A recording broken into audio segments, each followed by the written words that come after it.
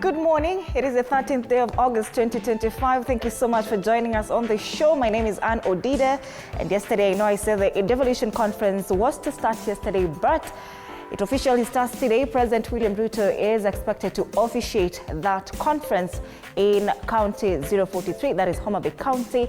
And of course, our team is there. We'll be joining them during this newspaper review, and of course, for State of the Nation with Freddie Ndimuli later on the show. But first, let's take a look at the news making headlines in the country and of course, regionally. Karibu sana. We start off with Taifa Leo, skendo ya tiketi, The Standard devolved corruption, Business Daily, intrigues that sunk Nairobi-Mombasa expressway dream, People Daily, the changing face of Raila. Amemweka hapa in a very big photo, very big space for Odinga there. Daily Nation, alarm as IEBC risks bungling many polls. And the Star talks about police brutality victims to receive payout next month. Those are the local dailies, and I'll be back to take a look at what they say in details. On the State of the Nation, Fred will be hosting Dr. Matthew Ochieng Owili, Deputy Governor, Kisumu County, John Yutu, Senator Muranga, and Tawitha Mutinda, nominated Senator, live from Homa Bay County. Let's cross over to Tanzania now. We start off with the Citizen. Industrial drive boost as government unveils 5 SEZs.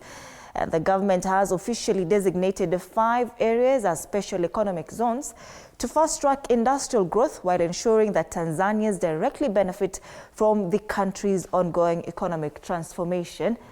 And a key requirement for all special economic zones investment is at least 30% of each project that must be owned by local stakeholders or structured as a joint venture with Tanzania's Matters business, given prominence on the front page of the Citizen. Australia deepens economic relations with Tanzania, and Australia High Commissioner to Tanzania, Jenny Darin, grants this newspaper an exclusive interview and discusses strengthening ties in trade and mining, as well as the mission's role in facilitating investment in Tanzania.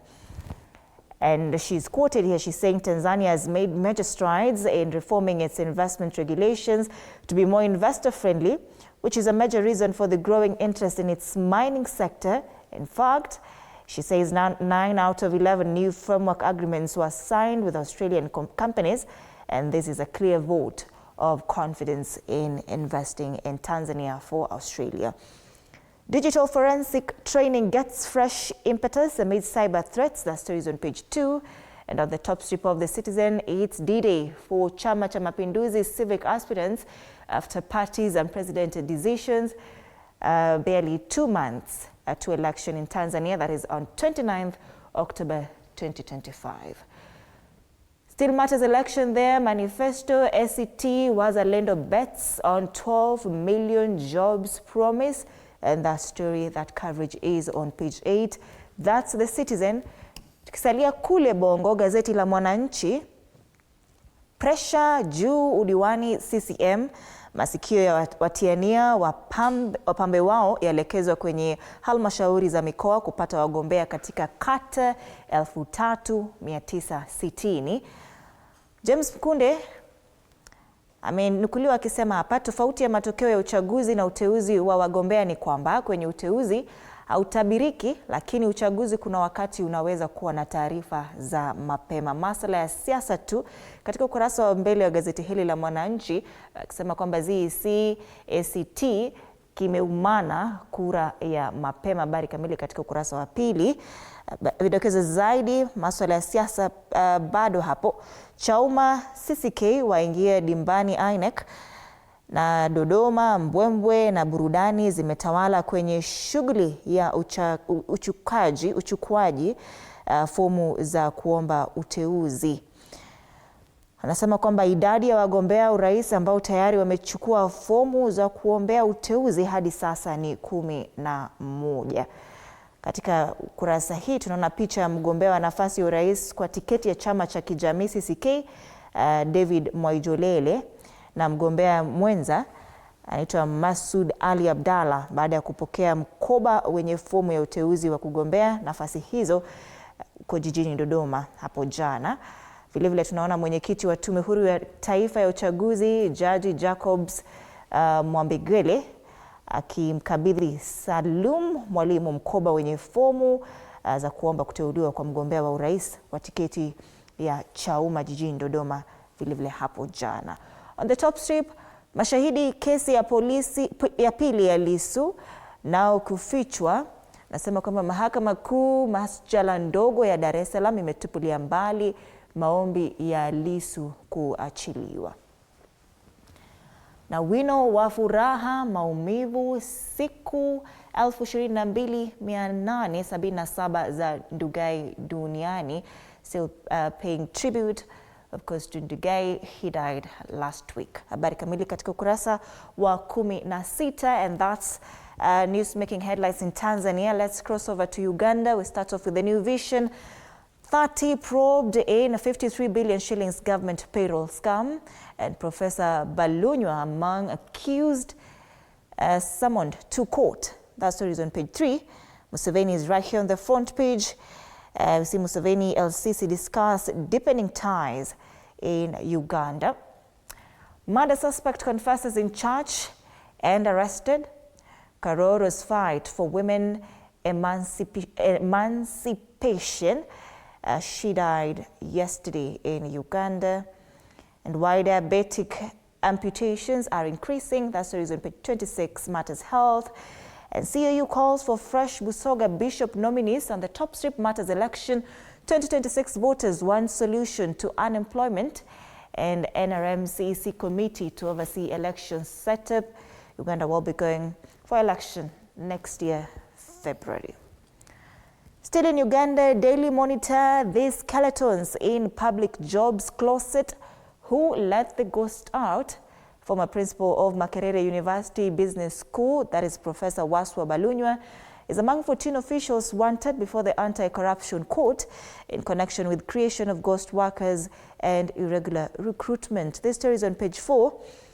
And right here on the front page, Jacqueline Namaganda, former MUB's HR Acting Director, Walia Nalwenyiso, that is Accounts and Tebe Referral Hospital, and of course Professor Waswa Balunywa, that is former Makerere University Business School principal, who is at the center of this. Jennifer Etit Okaka, Human Resource Manager, and James Seskalumba, that is Police Senior Engineering Assistant.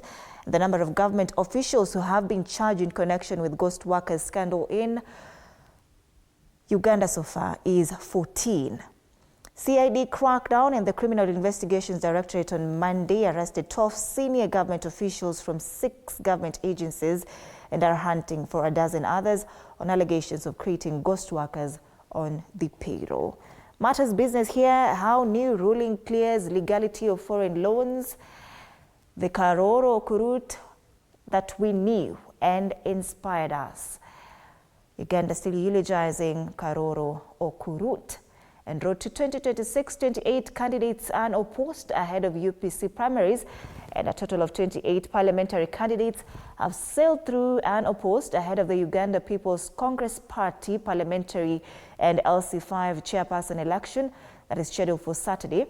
Among them is the Minister of Gender, Labour and Social Development, that is Ms. Betty Among, also the incumbent Member of Parliament of Oyam County, that is South in Oyam District. That's the Daily Monitor. And just one last story there. Ex-Nigerian MP hit by Ugandan gold scammers, and the State House Anti-Corruption Unit has arrested 8 suspects on allegations of defrauding a former Nigerian Member of Parliament 250 million shillings in a gold scam. That is Ugandan money. And those are the news making headlines regionally. Let's take a look at the weather situation across various parts in the country. And we'll start off in Homa Bay. All roads lead to Homa Bay this morning. 20 degrees this morning, feels like 24. Partly cloudy day in Homa Bay, highs of 27 degrees. And precipitation in county 043, 7.7 millimeters. This will likely rain. Lakini wanasema kuanzia usiku 7.7 millimeters precipitation in Homa Bay today. Weather in Murang'a, 15 degrees this morning, feels like it. A partly cloudy day as well, highs of 24 degrees. Precipitation in Murang'a, 0 millimeters. No chances of rain there. This is Nanyuki, 13 degrees, feels like 12. Clear skies with periodic clouds. Highs of 23 degrees expected in Nanyuki. And precipitation here is 1.5 millimeters. We cross over to Tana River, 21 degrees this morning, feels like 24. Clear skies with periodic clouds. Highs of 33 degrees in Tana River, and precipitation is 0 millimeters. Hakuna mvua hata kidogo. Let's cross over to coast area. 22 degrees in Diani this morning, feels like 25. Clear skies with periodic clouds. Highs of 26 degrees. And precipitation in Diani, 0.5 millimeters. And finally in Nairobi, this morning it's 13 degrees, feels like it. Clear skies with periodic clouds, highs of 22 degrees. And precipitation in Nairobi, 0.4 millimeters. Homa Bay is expected to receive the highest amount of rainfall today at 7.7 millimeters precipitation. It's 10 minutes past 6. Let's take a look at the traffic situation in Nairobi County.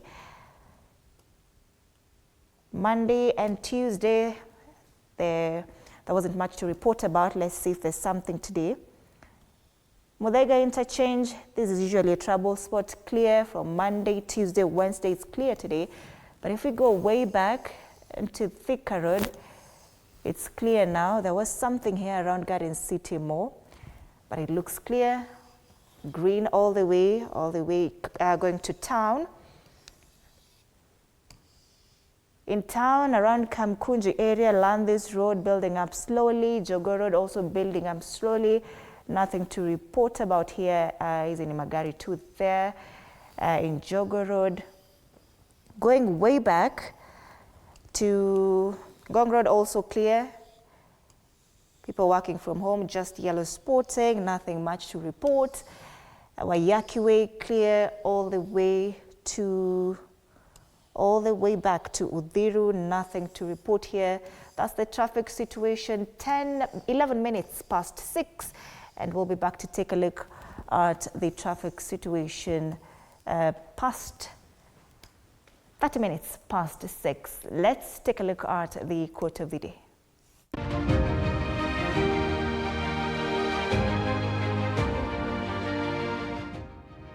Be yourself.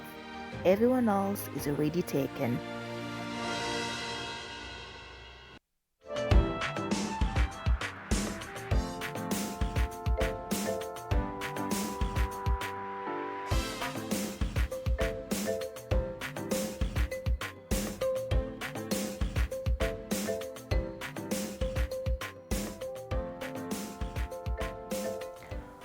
All right, let's take a look at the local dailies now. We start off with the Standard. Devolved corruption.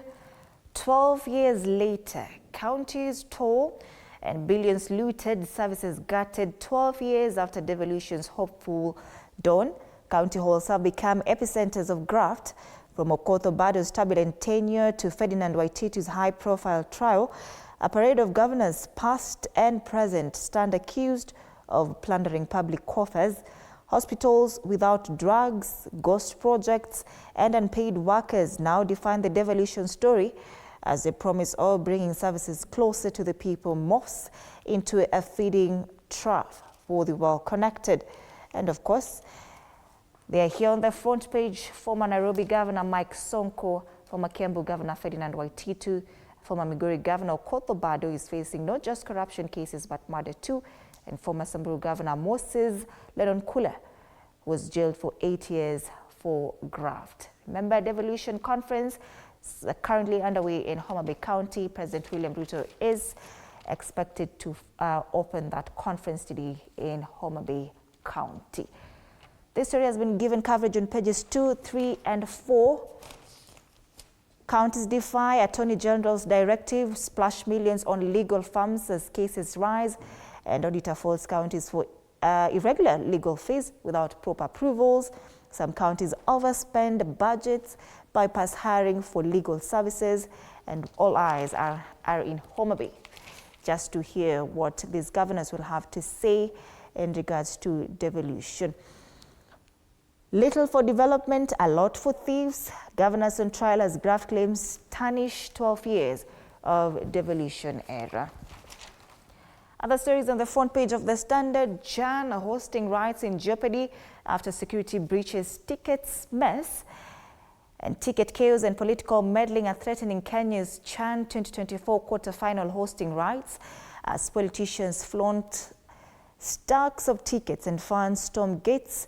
The FKF and LOC are in the dock. This story is on page 6, 30, and 31, and we've been warned if you're not going to maintain decorum, then we might not have the rights to host Chan quarter-finals.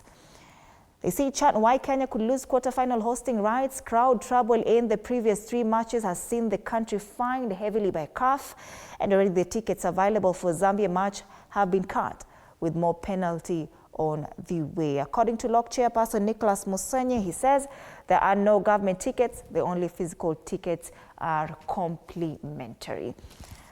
Moi Girls shine as curtain falls on RIP Roaring Music Festival in Meru. The 97th festival came to an end yesterday, of course, with a gala performance in Meru County. On the back page of The Standard, no room for ticket, less fans at Kasarani warns LOC. And that's The Standard this morning.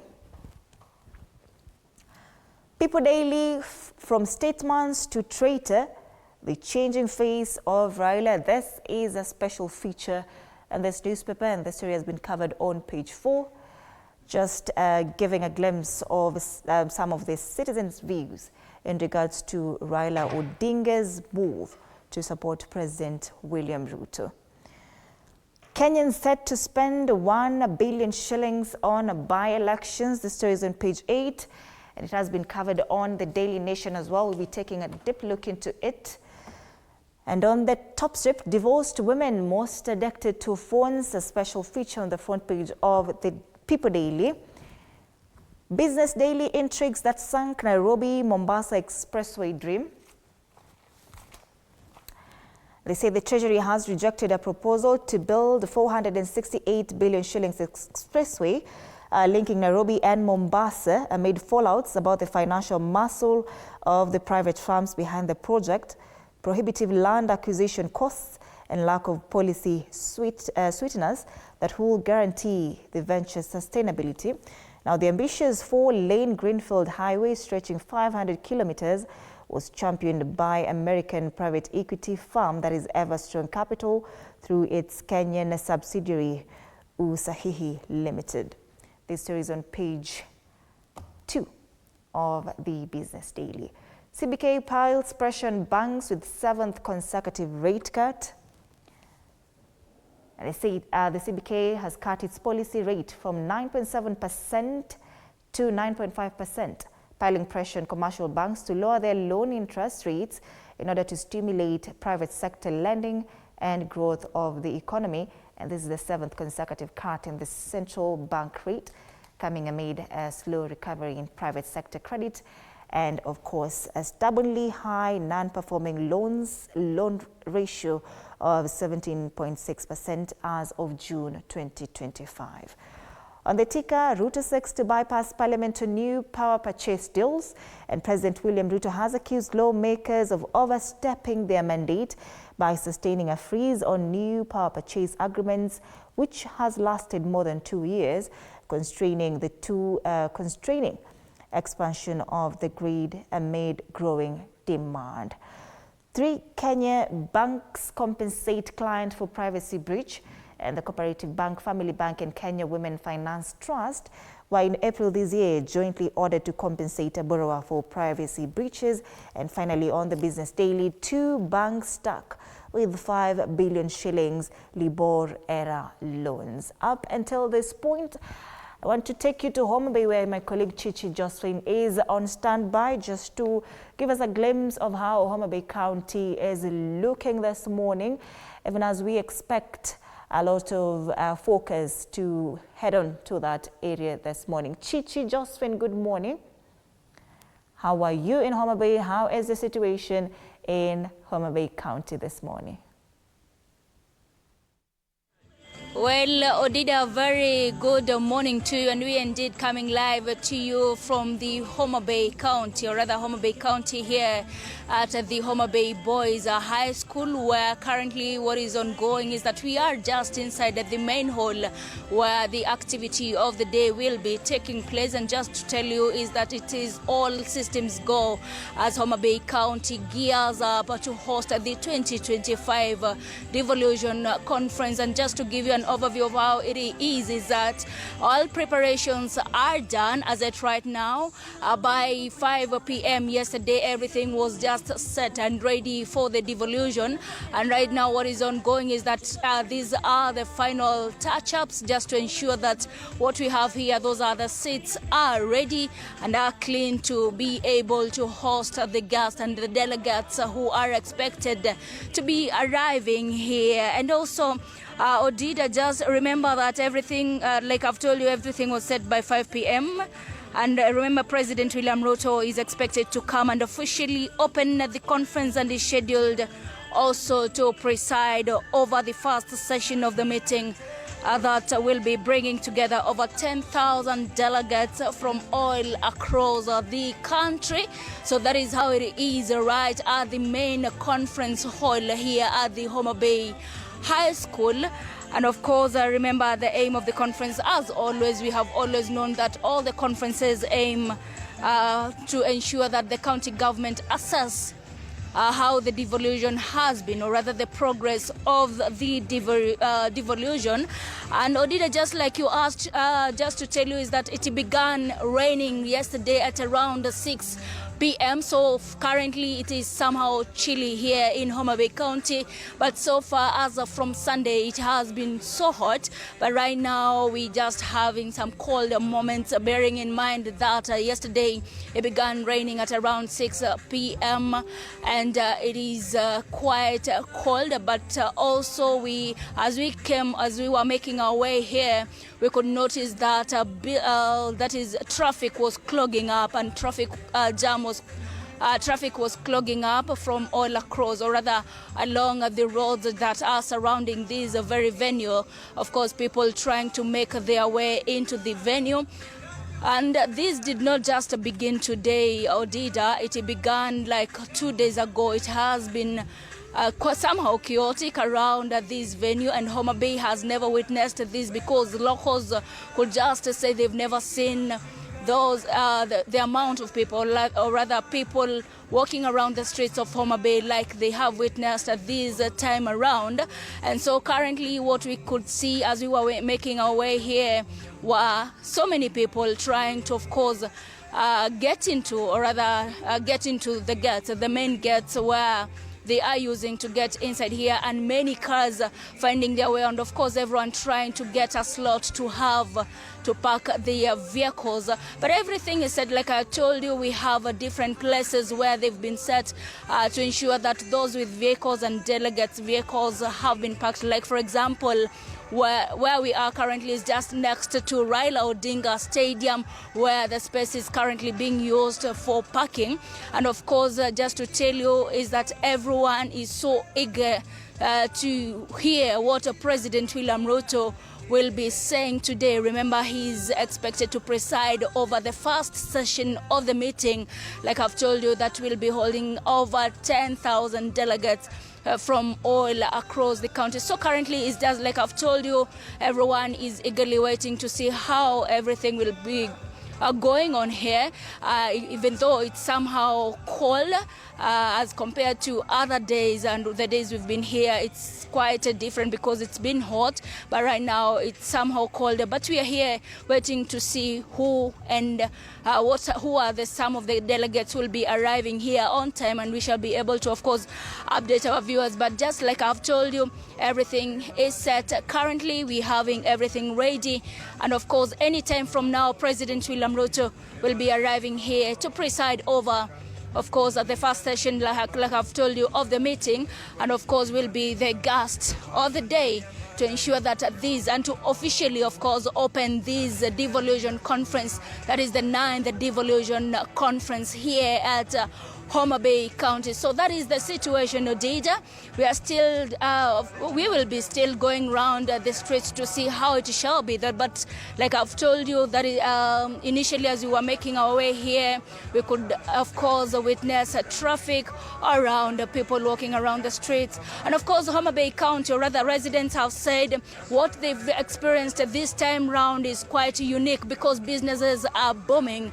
Remember, like I told you initially, is that people could not find places, of course, to sleep. People could not even find where to eat, or rather where to find food for themselves, because it is oil. Everyone is all over. And of course, business people are saying they're making profit from what is happening. And of course, here in Homa Bay County, they talk of devolution working so well. So they have every positive, or rather they have things to say positive about devolution. And of course, they are people who are currently on the side of President William Ruto, and for them, they say for so far so good, they are okay with the devolution and will be able to probably give their views in regards to how the devolution has been progressing down, that is 13 years down the line. That is how it is currently. But just to give you another update is that this is the second time the Lakeside is hosting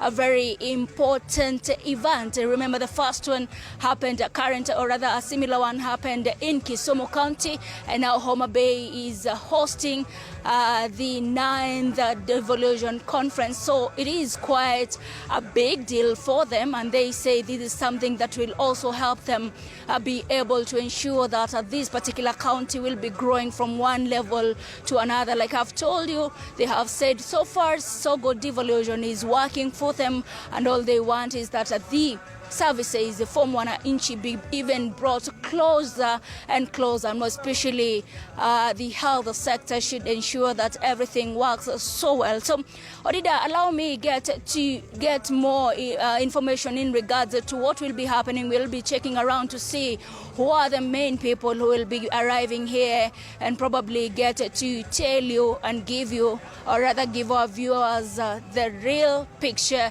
of how it shall be here at the Homa Bay Primary School, where the main event, or rather the main activity of the day, will be taking place. Odida, allow me hand over to you as I also prepare to be able to walk around the streets and get to know what locals around here say and what are some of their expectations. Remember, so many have said they have quite a lot of expectations from President William Ruto's speech today. So we are eagerly waiting to hear what President William Ruto will be talking about, and especially in regards to devolution, and maybe what are some of his significant strides that he is looking forward to ensuring that the country makes, even as we forge forward. Remember, this is quite a step for many people, especially here in Homa Bay County. So allow me hand over to you, Odida, even as I walk around and be able to speak to people around just to hear their views in regards to this. But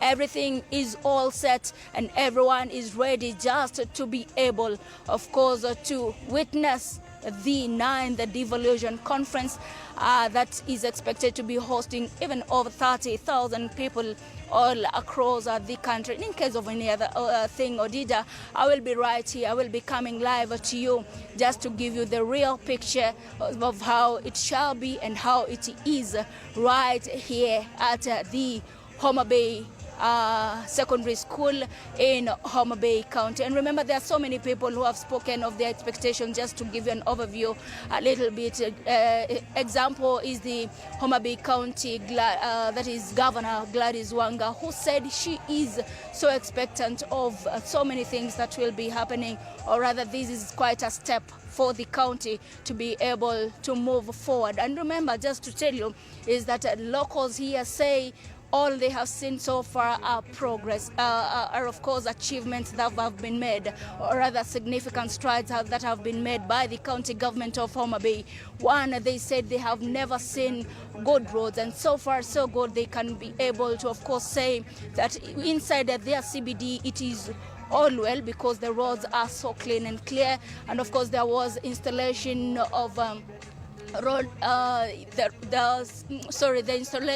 installations of the lights to ensure that delegates and everyone who is coming here will be able to navigate their way through, to ensure that also they get to the venue without too much hustling. And so Homa Bay County residents have a thing to celebrate, even as we talk of a devolution at 13. So we have quite a lot to be looking at today. We have quite a lot to be also listening to, especially from locals here. And so that is why I am here, Odida. I'll be keeping an eye on this. I'll be able to, of course, talk to so many people. If possible, given a chance, I'll be able to talk to especially locals to tell me what they have to say.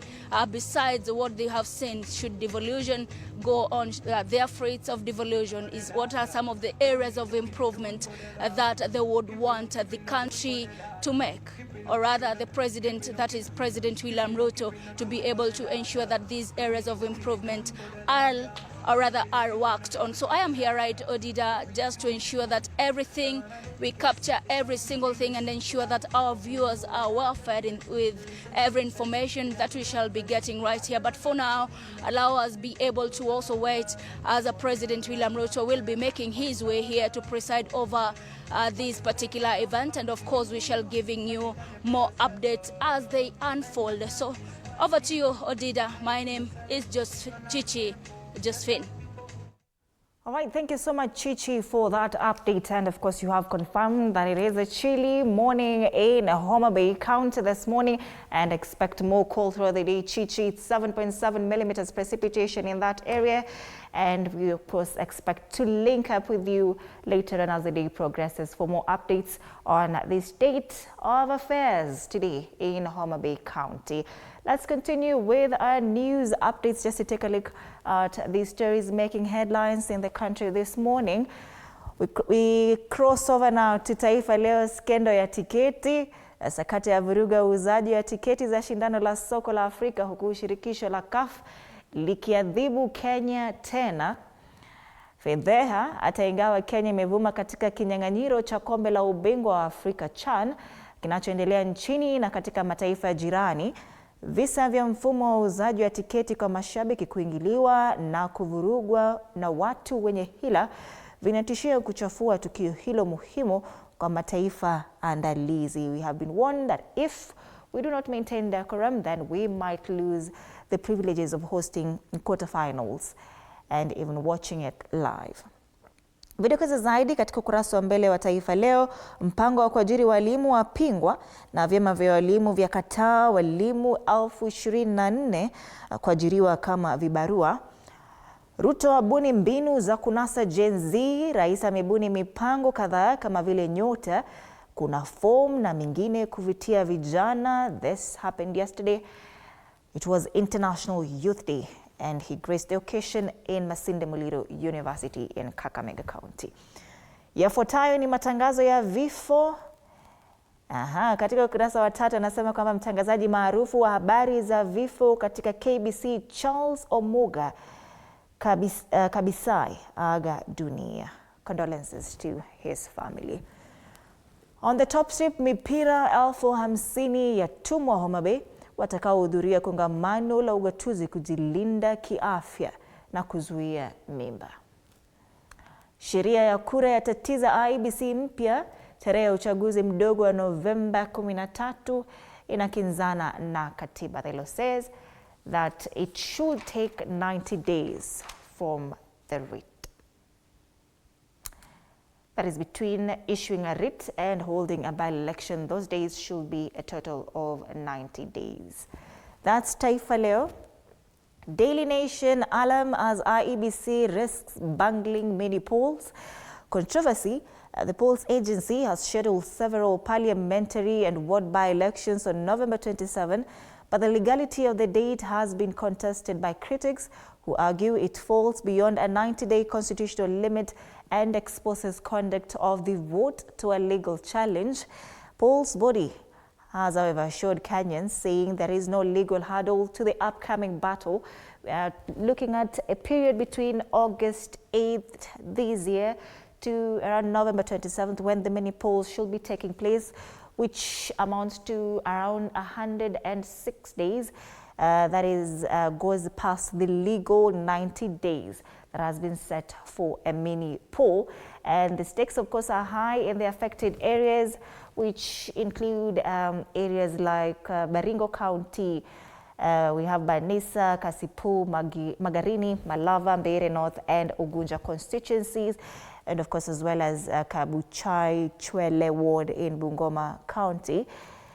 And of course, for the candidates, from August 8th to November 27th, that is spans 106 days and not 90 days as the law says. Welcome to Homa Bay. Ruto to open Devolution conference, and President William Ruto joins women leaders from Nyanza counties in a dance yesterday at Homa Bay State House Lodge. Ahead of today's start of the Devolution conference, the president said the government is investing in the economic empowerment of women to realize their full potential and, of course, to drive the country's sustainable development. That story is on page 19. That story in Chan, inside Chan ticket scandal. With Kenya punished for security breaches during matches involving Harambee Stars at the ongoing Continental Tournament, the nation has established, this newspaper has established, that only a fraction of tickets are available for sale to Kenyan fans, fueling the chaos. Yesterday was International Youth Day, and it has been given coverage on the front page of the Daily Nation. It says Ruto courts the youth with bold promises amid rising discontent, and President William Ruto has sought to win over the youth with promises of employment, business opportunities, financial support, and a renewed national commitment to nurturing young Kenyans. On the top strip, TSC's call for 24,000 interns revives push by unions for better employment terms. They say union leaders have protested against an advertisement for 24,000 interns by the Teachers Service Commission, and they accuse the commission of exploiting the desperation of jobless tutors and resorting to stop-gap measures to address the teacher shortage crisis. Now, the leaders say the TSC has failed to meet the long-standing demands to convert interns into permanent and pensionable staff and improve pay. Audit exposes 600 million shillings Methodist Church haste. That story is on page 10, and that's the Daily Nation. This story on Chan makes it on the back page. How many tickets are available for sale? It's a question there, and Lok, CAF not clear on exact figures, but it seems just a fraction of the stadium's capacity are available for the public to buy online, leaving many Kenyan fans frustrated. The Star protest brutality victims to receive payout next month. That include families of those killed and injured survivors and, of course, officers. This will be overseen by Makau Mutua, that is a presidential advisor who has been tasked with this compensation of police brutality victims. This story has been covered on page 6 of the newspaper. It says that President William Ruto's senior advisor on constitutional affairs, Professor Makau Mutua, who is spearheading the initiative, told this newspaper that he is raising against time to establish a compensation committee to start processing claims. And in a politically significant move, Ruto tapped Makau, a close ally of opposition leader Raila Odinga, to oversee the process. And the appointment comes as a notable nod to Raila, who for years has made a victim compensation a central rallying call during his campaigns and public addresses. President William Ruto, right here on the front page with Masinde Muliro, University of Science and Technology student, that is Jevin Oyo, Kasa, during International Youth Day celebration in Kakamega yesterday. We see police brutality victims as well here on the front page. Rex Masai, Kenneth Njeru, Erickson Kialo, Michael Kihuga, Kennedy Onyango, Emmanuel Giggs, Besley Kogi, Kevin Odhiambo, and David Chege, of course, among others, on the inside pages of this newspaper. Elder students win Science Award with anti-graft innovation. This is on page 3. Missed seats and stories of those spared in Nyakach crash that claimed 26 Kenyan lives. This story is on page 26 of the Star. And on the top strip, matters Devolution, Ruto, Raila and Kindiki to deliver keynotes as 2025 Devolution Conference opens in Homa Bay today. That's the Star newspaper. And those are the stories making headlines in the country. Of course, we take a look at the caricatures. This is the Standard. And on one side, they say the president promised our Harambee Stars 600 million shillings if they make it to the final of Chan, and seems like they will. How much do you think he'll promise his supporters for them to ensure he gets a second term? That's the caricature on the Standard this morning. This is the Star. Matters Empowerment Drive, President William Ruto caricatured here, of course, as he leads to 2027 polls with empowerment drives for the youth, even as the youth right here also caricatured here scrambles for the monies being dished out, of course, by the president, as is caricatured in this newspaper. This is the this is People Daily. Goodies, this is Harambee Stars, of course, as they head to the quarterfinals. Promise increases. They've been promised an extra 2.5 million Kenyan shillings if they beat Zambia this Sunday. And of course, a 3-bedroom house. That is the caricature in People Daily this morning. Harambee Stars running towards goodies by, of course, President William Ruto, who has been caricatured once again holding a firimbi. Once again, Fred will be hosting Dr. Matthew Ochieng Owili, Deputy Governor Kisumu, John Nyutu, Senator Muranga, Tabitha Mutinda, nominated Senator, on Devolution Conference 2025, live from Homa Bay County. He will be joining us in a few moments from now. But meanwhile, do not go too far. Interact with us on our socials, TV47 Kenya on Facebook and on YouTube, on X at TV47 News KE. The hashtag on X is Morning Cafe Devolution Conference. Do stay with us. Don't go too far. You're watching Morning Cafe.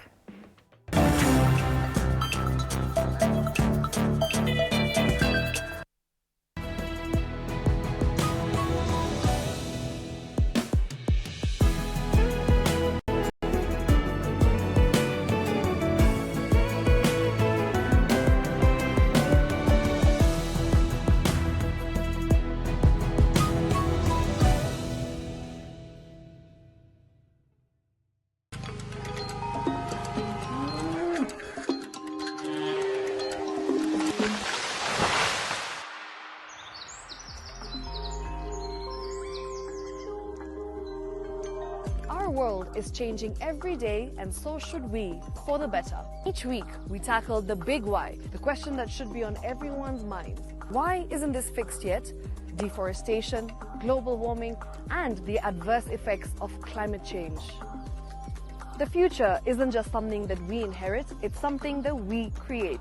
Join us on The Green Fix as we tell the stories of those who refuse to give up.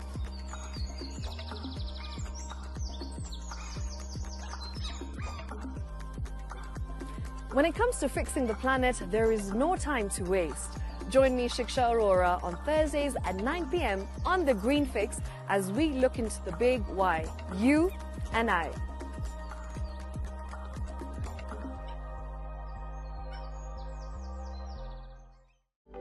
For comprehensive information and education on your health, Body Garage is here.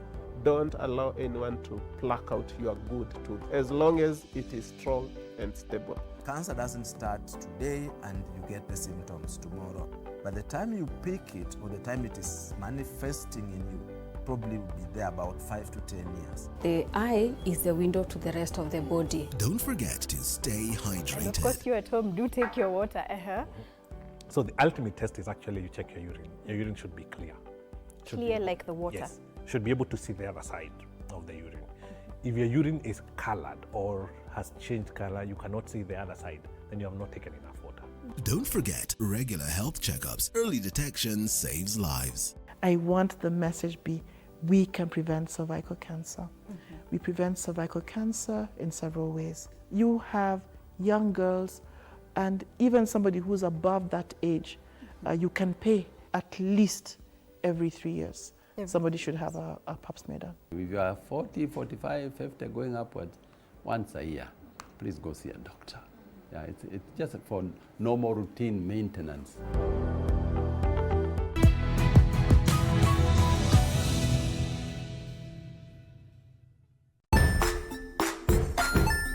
Hey there, friends. Welcome to Kids on the Block, where fun and imagination come alive. We dive into magical world filled with exciting adventures and awesome friends. What position were you in? I was number 2. What position were you? Number 1. He decided to cross the bridge by his house and look for food on the other side. We're going to do half cup of chocolate chips, and the other one, we're going to do half cup of the blueberries. So, grab your imagination hats and get ready to explore with us. Join us every Saturday at 9 a.m. for new friends, amazing stories, and tons of laughter. Jiunge nasi tunapoangazia safari za viongozi bora.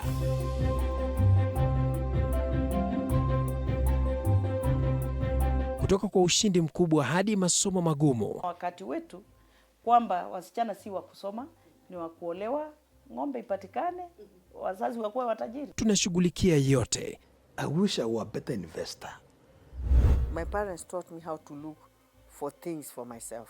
Tazama Mfahamu Kiongozi, ambapo kila kipindi kimejaa maarifa, mikakati na hadithi za kukuza azma yako. For me to succeed, I have to fight. Kila Alhamisi saa 1:30.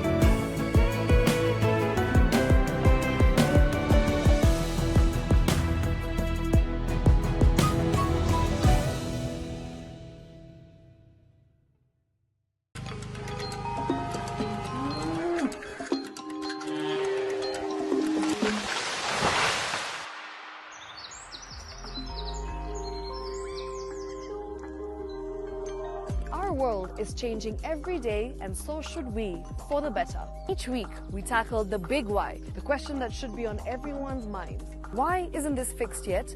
Deforestation, global warming, and the adverse effects of climate change. The future isn't just something that we inherit, it's something that we create. Join us on The Green Fix as we tell the stories of those who refuse to give up.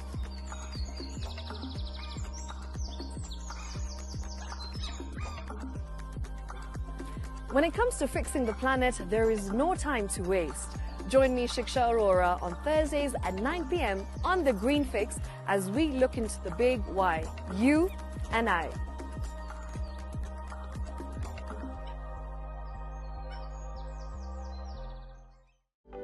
For comprehensive information and education on your health, Body Garage is here. Don't allow anyone to pluck out your good tooth as long as it is strong and stable. Cancer doesn't start today and you get the symptoms tomorrow. By the time you pick it or the time it is manifesting in you, probably will be there about 5 to 10 years. The eye is the window to the rest of the body. Don't forget to stay hydrated. And of course, you at home, do take your water. So the ultimate test is actually you check your urine. Your urine should be clear. Clear like the water. Yes, should be able to see the other side of the urine. If your urine is colored or has changed color, you cannot see the other side, then you have not taken enough water. Don't forget, regular health checkups. Early detection saves lives. I want the message be, we can prevent cervical cancer. We prevent cervical cancer in several ways. You have young girls and even somebody who's above that age, you can pay at least every 3 years. Somebody should have a pap smear done. If you are 40, 45, 50 going upwards, once a year, please go see a doctor. Yeah, it's just for normal routine maintenance.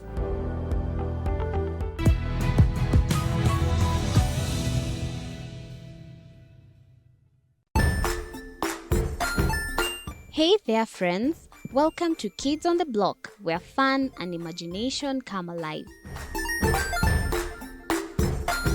We dive into magical world filled with exciting adventures and awesome friends. What position were you in? I was number 2. What position were you? Number 1. He decided to cross the bridge by his house and look for food on the other side. We're going to do half cup of chocolate chips, and the other one, we're going to do half cup of the blueberries. So, grab your imagination hats and get ready to explore with us. Join us every Saturday at 9 a.m. for new friends, amazing stories, and tons of laughter. Jiunge nasi tunapoangazia safari za viongozi bora.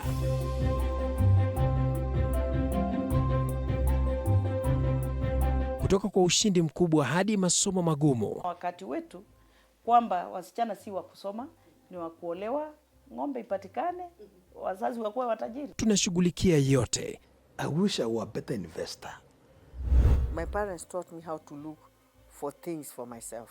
Tazama Mfahamu Kiongozi, ambapo kila kipindi kimejaa maarifa, mikakati na hadithi za kukuza azma yako. For me to succeed, I have to fight. Kila Alhamisi saa 1:30.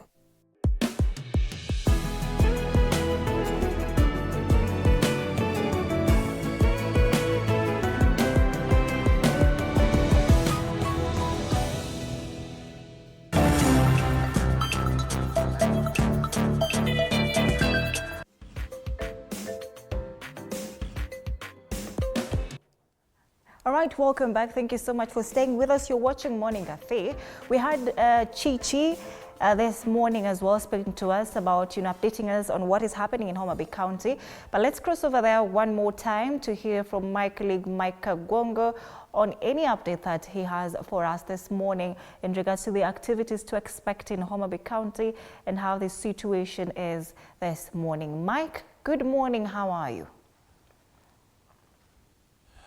It's indeed a very good morning from the other end of this country. I'm talking about Homa Bay County number 43, where the county got this year's 2025 privilege to host the 9th Devolution Conference, where a total of about 11,000 delegates have already showcased their opulence and expectations and performance of whatever their counties and their agencies and their private services have been or have been brought closer to common mwananchi. Yesterday was the greatest performance of preparations as they awaited for today. Behind us here is about 50 meters away from us is the main tent, which consists of about 11,000 delegates that have mounted their booths to showcase what they do. All the 47 counties are here, government agencies are here. We have also private agencies to showcase what they do and what the devolution has done for the past 13 or 12 years. And President William Ruto is expected to grace this event today. From behind, where my camera person can perhaps showcase, is the main gate where residents and Kenyans are trying to find their way into this premise to open up and be ready for the big event, whereby there is no other gate, there is no other entry. This is the main entry, but I think the president will use a different entry when getting in. But this is where all Kenyans are going through or entering this place through, to make sure that they get set, to make sure that they are ready for these days, or for this event for the next 3 days. Just to bring to you into attention is that the sub-theme of this year's meeting is re-engineering county governments to accelerate development and close the social-economic divide. Remember that this year's theme has always been for the people, for prosperity, devolution as a catalyst for equity, inclusion, and social justice. The Council of Governors CEO Mary Mwiti yesterday said that running from today will focus on good governance, human rights, and financing for equity and inclusion, with the final day reserved for adopting resolutions. Perhaps we might see at the end of the day, or at the end of this event, at the end of this event, we might, however, see the Homa Bay Declaration, whereby all delegates coming together with an aim or focus or resolutions to make sure that in the next 2 years, what will really be focused on, or what are they expected to do, what are they expected to perform in the next 2 years in terms of bringing these resources together or closer to common mwananchi. Remember that in the last 13 years, bringing these services together has incorporated so many services to common mwananchi, whereby so many people have reduced distances of accessing government resources. Nowadays, they are getting them closer to their premises, to make sure that they actually benefit from whatever government has to offer. So many devolved units. But the biggest question is how the government has been distributing resources. We have seen different opinions from different leaders about 1 man, 1 shilling, about population in how the resources should be divided across the entire country. We have also seen the tussling between the Council of Governors and Treasury on how these resources should be disbursed and how much money should be disbursed to county or to devolved units. 385 billions. Governors wanted 450 billions. Treasury giving out 385 billion shillings, but there is still a tussle to make sure that these devolved units get what or they deserve, to make sure that common mwananchi also benefits from government resources. But also the biggest question is how the counties will also be able to generate their own source of revenue in the next 2 years. But we have seen a big number of counties, including Makueni, Machakos, coming up together and making their own source of revenue to help government also be able to help other counties that are particularly collect less revenue. We have also seen these delegates here, just to bring into your attention, Anna, is that they have come with zeal to make sure that they showcase to different counties and government agencies what they really have to offer in the past, or they have been offering in the past 13 years, and what devolution has brought forth in the last perhaps 2 years since the last devolution conference in Eldoret. I don't know if we can get delegates here. How are you? Good morning, madam. Good morning, madam. How are you this morning? What are you expecting today from this Devolution conference, please? What is your name? My name is Dr. Joy Mugambi. Yes, Daktari. From Nakuru County. Yes. And I'm expecting to learn from my peers from other counties, get to know what they are doing, share what we are doing, and learn from each other. Yes. What do you have to celebrate from Devolution since its inception in 2013? A lot. There's been a lot of developments. I work in the health department, and we've seen the changes that have been there.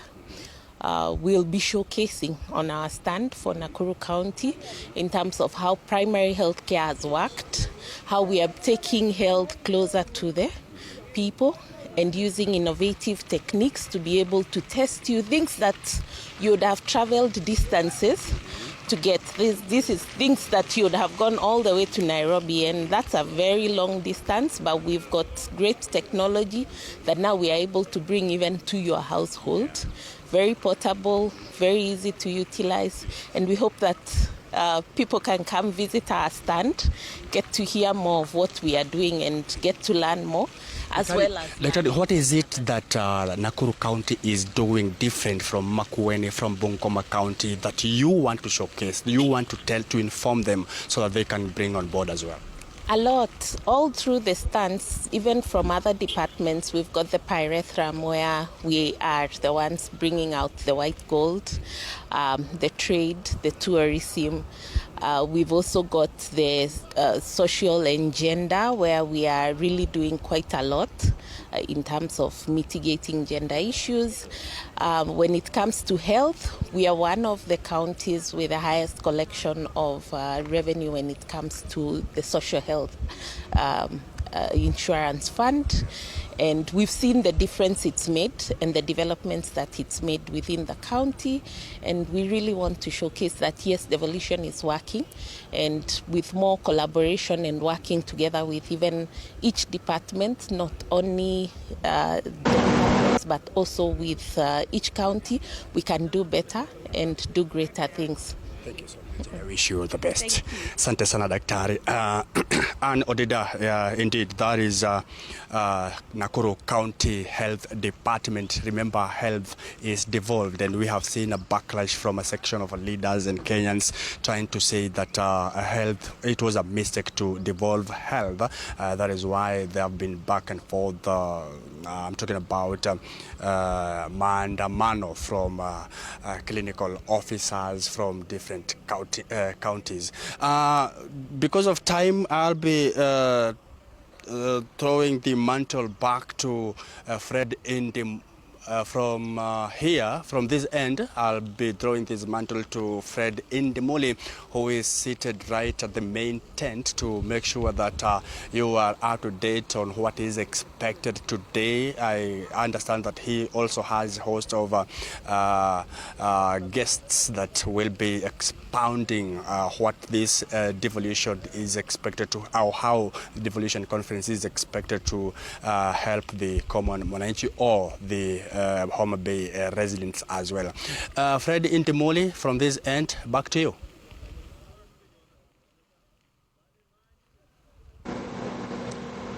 Yes, indeed. Thank you so much, my colleague Mike Kagwongo. And definitely you can see the excitement in Homa Bay County. And also thank you to the team in Nairobi, my colleague Anno Dida, and the team led by Emmanuel Inonda. Thank you for holding fort from that end. I can tell you a lot of people, over 11,000 delegates have descended into Homa Bay. Usually sleepy, more or less, town or county, but today it's very busy, I can tell you for sure.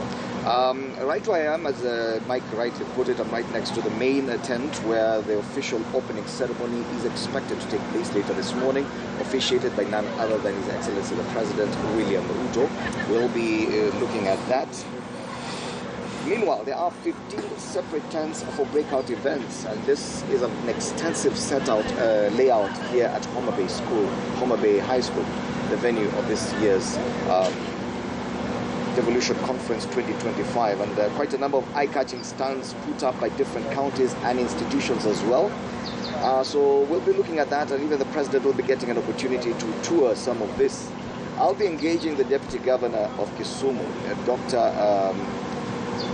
Matthew Ochieng Owili, in a short while, just to take a look and take stock of what has been happening in as far as devolution is concerned over the last 12 years. Dr. Owili, good morning. Good morning. How are you? Fine, thank you. And it's a chilly morning here in Homa Bay, but it can get really hot. It's a beautiful day, a beautiful morning, I guess. Yes. Yeah. Right. And it's a beautiful opportunity as well to just take stock of what has been happening in as far as devolution is concerned. 12 years on, how do you think we're doing? Well, I think we are doing well. But first of all, allow me to thank you for having me in TV 47. You say the home of untold stories. Yes, I know that a few days ago you had my governor, and I must say that we are happy to be here and to tell the story, of devolution, 12 years on. And I think one of the most important things that I want to say is that counties now have become the centers of development. And, we go to different regions, literally. The other day, in 2023, as you mentioned, we were in Uasin Gishu. So basically, we were able to see for ourselves the whole country, basically, the whole world really, were able to see what is happening in Uasin Gishu and in that region. Now the spotlight, this time is in Homa Bay and this region. Again, we have another opportunity to see, what we are achieving, and it's quite a lot, by the way, as a result of the devolved unit. So we were happy to host as a region, so that we can take stock of how far we are in terms of devolution. There have been serious challenges, even as we talk about development. The devolution was intended to be the main driver of development at the county level. Yet we've seen headlines in the past 1 week talking about the fact that it is more about wage bill, salaries, and very little to do with the development. And I'll take a look at one of the dailies as we go on. Because there's even a daily, I think, the Standard that's talking about devolution today.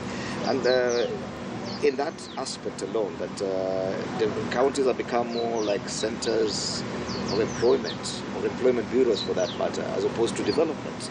Do you get why there's such a perception? Well, I think that's a perspective, but sometimes it's also good to look at the other side. And I would like for us to look at that other side first before we can get to that. And again, to say that, we are Kenya, okay? And counties are basically in this country. And so we may have some challenges as a country that may happen, at the national level and at the county level. The fact that we are struggling with the wage bill, does not mean that there are bad things, happening. If we take Homa Bay, for example, if you just shine the spotlight on Homa Bay and look at what they have achieved, especially in the last few years, they are building a pier. Actually, it is already complete, Now that pier is going to ensure that Homa Bay is connected to the other riparian counties, and I'm talking about counties that share the lake, all the way from Busia to Migori. If you look at the lakefront, for example, if you just talk about Homa Bay, if you don't even go to Kisumu, and I'll be glad to talk about Kisumu, they have an amphitheater, by the lake, If you think about, their signature event now, they're having a marathon, which is going to be a signature event, and is marketing the Roan antelope at the Roma National Park. Roads have been built, hospitals have been built. I mean, you can't say that with all this, devolution has not achieved anything. I mean, roads have been built where none existed before. So in my view, there's quite a bit that we have achieved as devolved units, And that is not to say there are not challenges. I mean, challenges are everywhere. Challenges are definitely there. But if you may talk about your county, Kisumu County, what would you pick out and say that this, in the last 12 years, this has been the flagship that has really driven, you could say this is a selling point for devolution? Could it be healthcare? Well, healthcare is one of them. You realize that one of our facilities is now a parastatal Now that can only be attained after you achieve some level of efficiency, some level of service delivery. And we're happy to release the Jaramogi Oginga Teaching and Referral Hospital to the national government. So it becomes a parastatal like Kenyatta and like MTRH. But if you talk about Kisumu, Kisumu as it were, then and now, the economy there revolves around what you call maritime transport and trade. Kisumu was basically a port city, inland port. The connection between us and the port of Mombasa, and then with the rest of the East Africa and Central Africa, basically was the mainstay of the Kisumu economy. Now, before 2017, there was no port in Kisumu. I've said it's a mainstay, it's the base on which every other thing will revolve.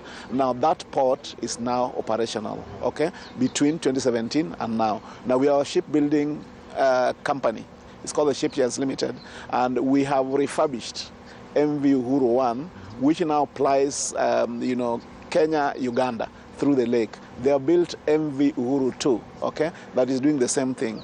Now we have several ships, coming into Kisumu as a result of the refurbishment of the port. We have companies that are domiciled in Kisumu now that are manufacturing items for export. One such example is a tile manufacturing company called Keda in Muhoroni. Quite a bit of what they produce actually goes out of this country through the lake. We are hoping for the standard gauge railway that will connect us to the port of Mombasa, and so that we can have that volume that we so much need, on the lake. So that basically, for me, is a signature, investment in the county of Kisumu. Right. Yeah. And do you feel that probably there's been injustice in as far as communicating the gains of devolution, that probably we focus too much on the especially the media? Exactly. I think people basically have failed to see, and have failed to focus on the positives.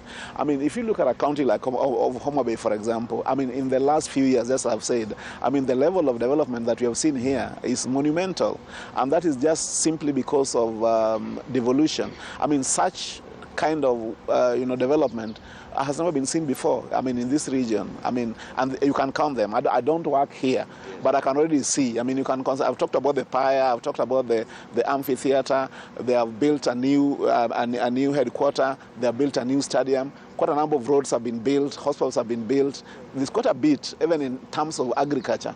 We've had extensions, water extensions, of the pipeline extension, so that many people who never thought they would, use, clean potable water coming out of their taps are already seeing it. Now, all that is just because of devolution.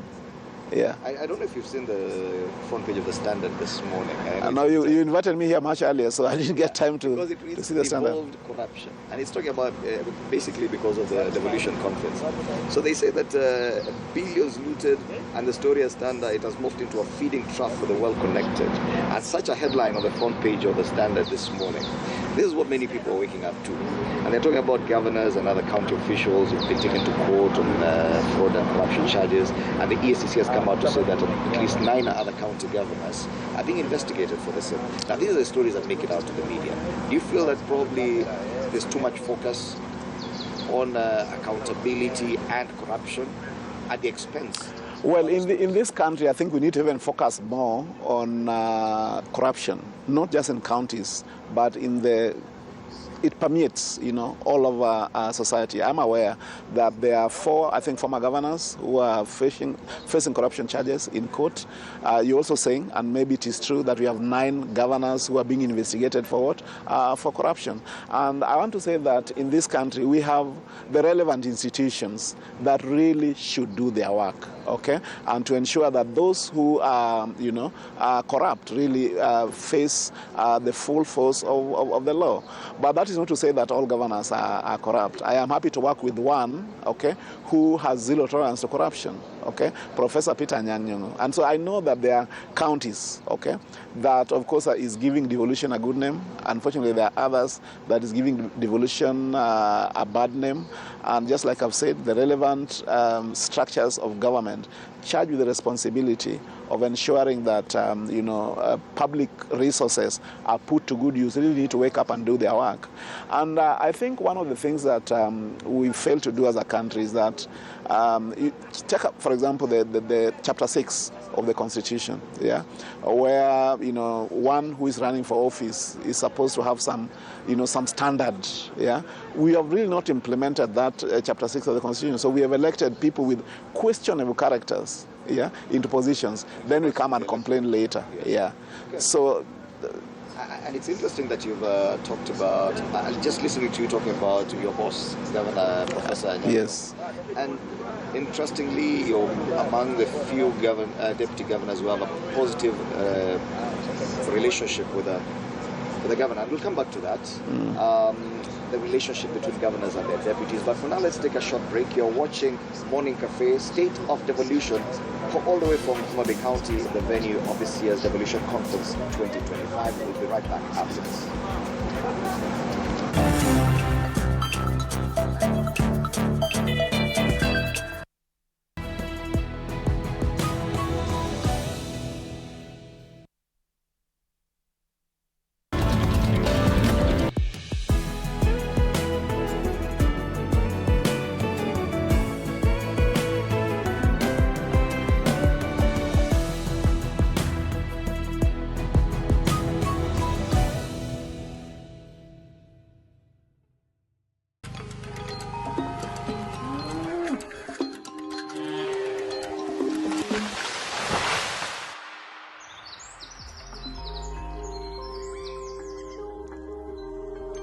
Our world is changing every day, and so should we, for the better. Each week, we tackle the big why, the question that should be on everyone's mind. Why isn't this fixed yet? Deforestation, global warming, and the adverse effects of climate change. The future isn't just something that we inherit, it's something that we create. Join us on The Green Fix as we tell the stories of those who refuse to give up.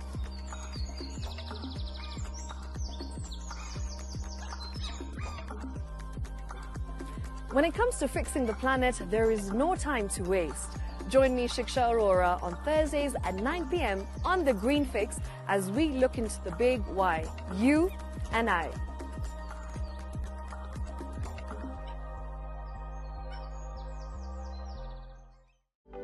For comprehensive information and education on your health, Body Garage is here.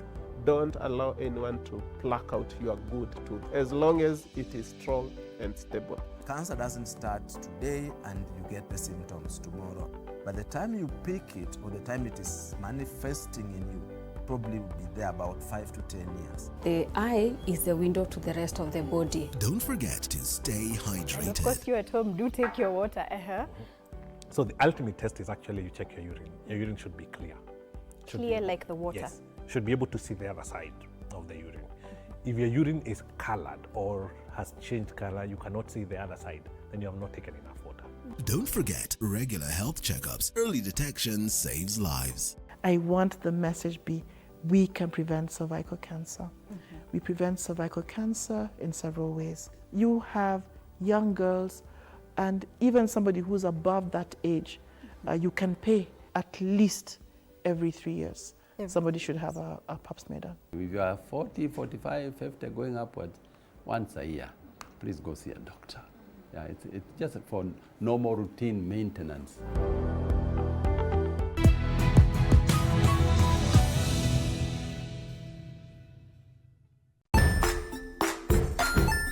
Hey there, friends. Welcome to Kids on the Block, where fun and imagination come alive.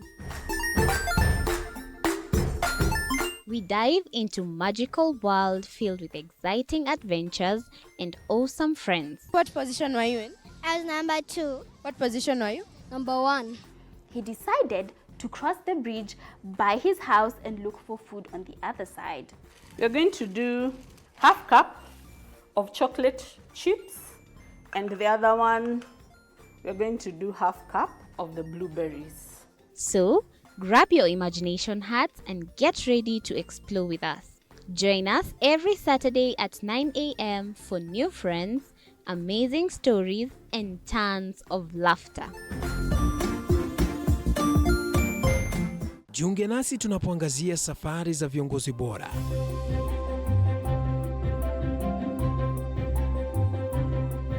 Kutoka kwa ushindi mkubwa hadi masomo magumu. Wakati wetu kwamba wasichana si wa kusoma, ni wa kuolewa, ng'ombe ipatikane, wazazi wakuwe watajiri. Tunashughulikia yote. I wish I were a better investor. My parents taught me how to look for things for myself. Tazama Mfahamu Kiongozi, ambapo kila kipindi kimejaa maarifa, mikakati na hadithi za kukuza azma yako. For me to succeed, I have to fight. Kila Alhamisi saa 1:30.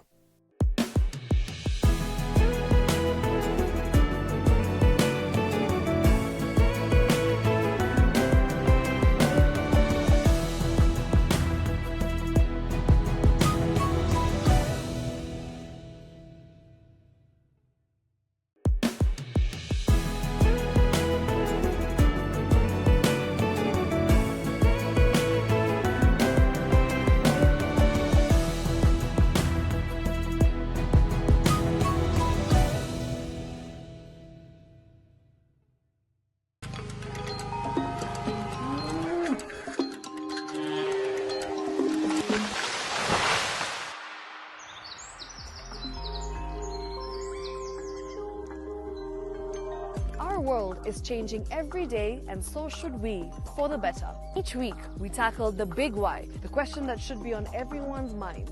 Why isn't this fixed yet? Deforestation, global warming, and the adverse effects of climate change. The future isn't just something that we inherit, it's something that we create.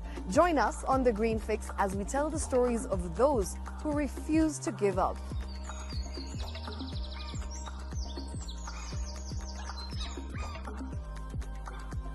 When it comes to fixing the planet, there is no time to waste.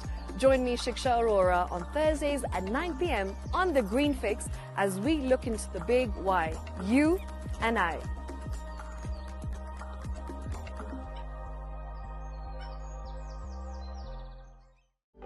For comprehensive information and education on your health, Body Garage is here.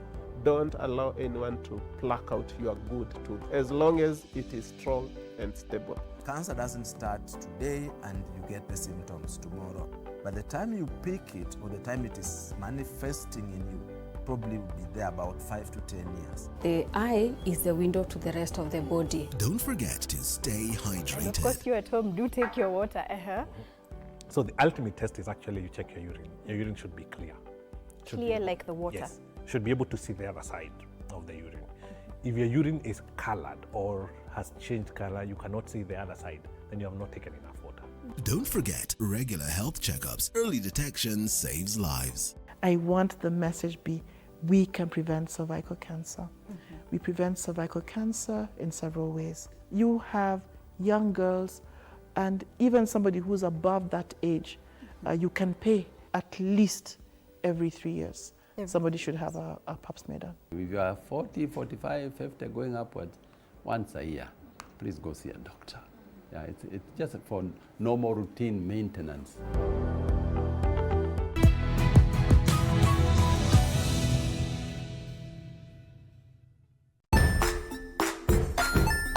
Hey there, friends. Welcome to Kids on the Block, where fun and imagination come alive. We dive into magical world filled with exciting adventures and awesome friends. What position were you in? I was number 2. What position were you? Number 1. He decided to cross the bridge by his house and look for food on the other side. We're going to do half cup of chocolate chips, and the other one, we're going to do half cup of the blueberries. So, grab your imagination hats and get ready to explore with us. Join us every Saturday at 9 a.m. for new friends, amazing stories, and tons of laughter. Jiunge nasi tunapoangazia safari za viongozi bora.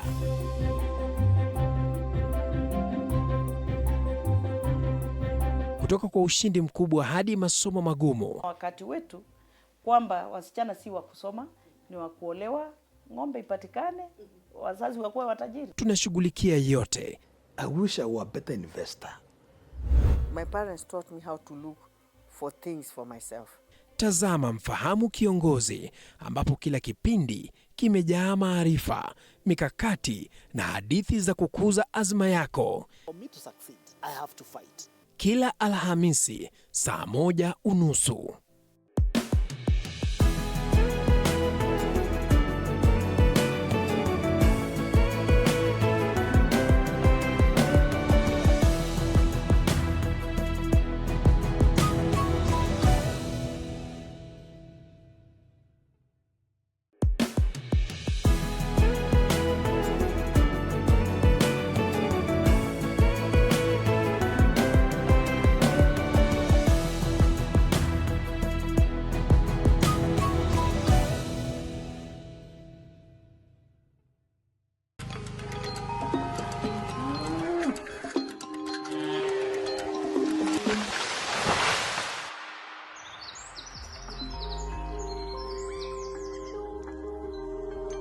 Our world is changing every day, and so should we, for the better. Each week, we tackle the big why, the question that should be on everyone's minds. Why isn't this fixed yet?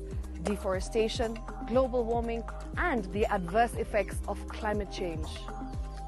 The future isn't just something that we inherit, it's something that we create. Join us on The Green Fix as we tell the stories of those who refuse to give up.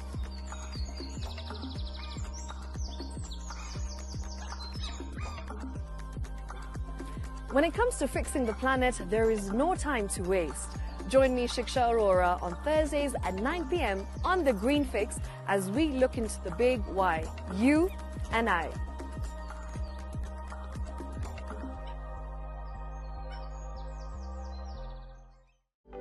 For comprehensive information and education on your health, Body Garage is here. Don't allow anyone to pluck out your good tooth as long as it is strong and stable. Cancer doesn't start today and you get the symptoms tomorrow.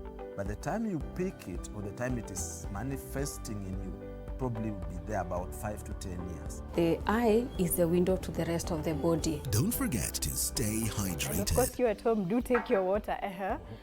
So the ultimate test is actually you check your urine. Your urine should be clear. Clear like the water. Yes. Should be able to see the other side of the urine.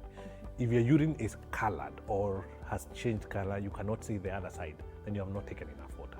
Don't forget regular health checkups. Early detection saves lives. I want the message be, we can prevent cervical cancer. We prevent cervical cancer in several ways. You have young girls and even somebody who's above that age, you can pay at least every 3 years. Somebody should have a pap smear done. If you are 40, 45, 50, going upwards, once a year, please go see a doctor. Yeah, it's just for normal routine maintenance.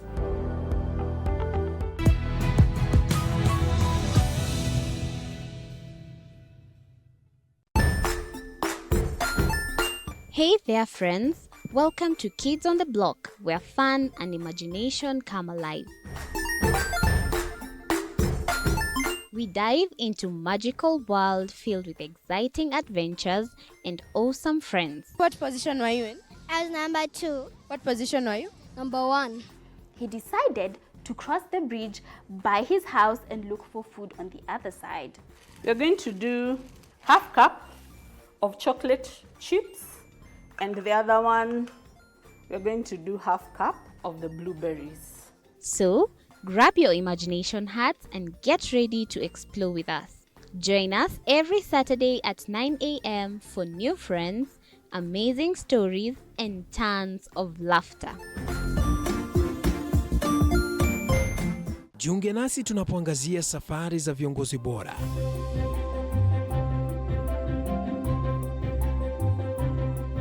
Kutoka kwa ushindi mkubwa hadi masomo magumu. Wakati wetu kwamba wasichana si wa kusoma, ni wa kuolewa, ng'ombe ipatikane, wazazi wakuwe watajiri. Tunashughulikia yote. I wish I were a better investor.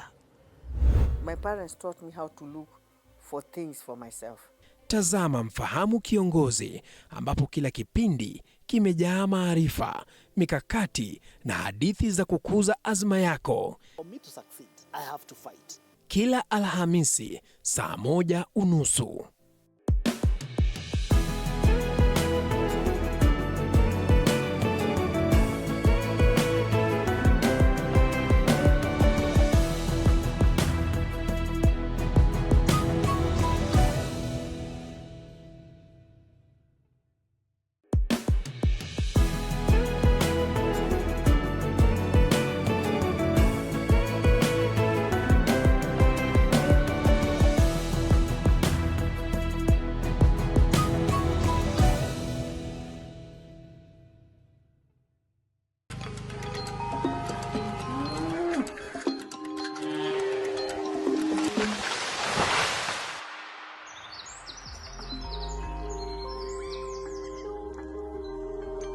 Our world is changing every day, and so should we, for the better. Each week, we tackle the big why, the question that should be on everyone's minds. Why isn't this fixed yet? Deforestation, global warming, and the adverse effects of climate change. The future isn't just something that we inherit, it's something that we create. Join us on The Green Fix as we tell the stories of those who refuse to give up.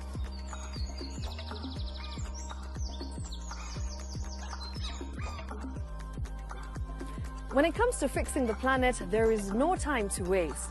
Join me, Shiksha Arora, on Thursdays at 9 p.m. on The Green Fix as we look into the big why, you and I.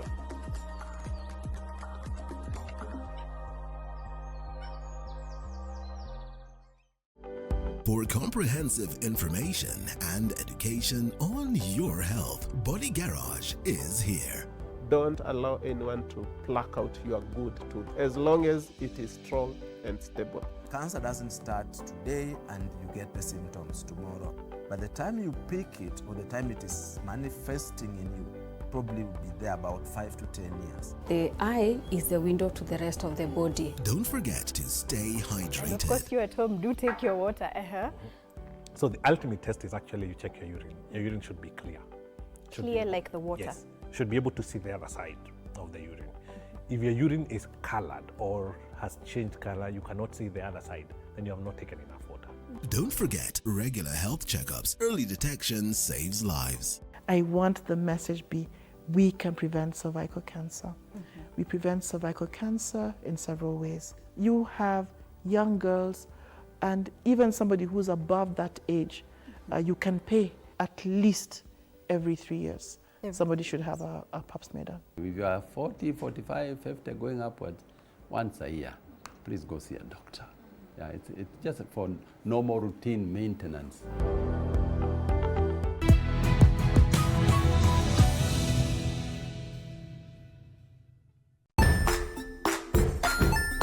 Hey there, friends. Welcome to Kids on the Block, where fun and imagination come alive.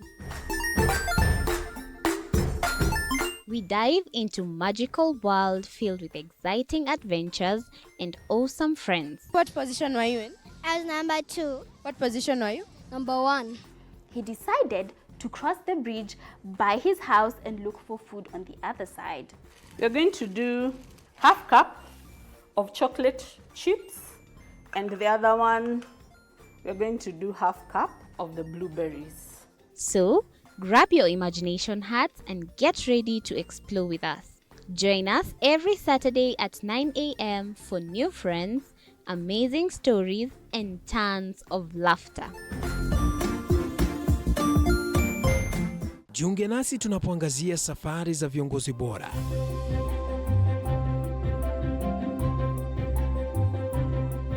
Kutoka kwa ushindi mkubwa hadi masomo magumu. Wakati wetu kwamba wasichana si wa kusoma, ni wa kuolewa, ng'ombe ipatikane, wazazi wakuwe watajiri. Tunashughulikia yote.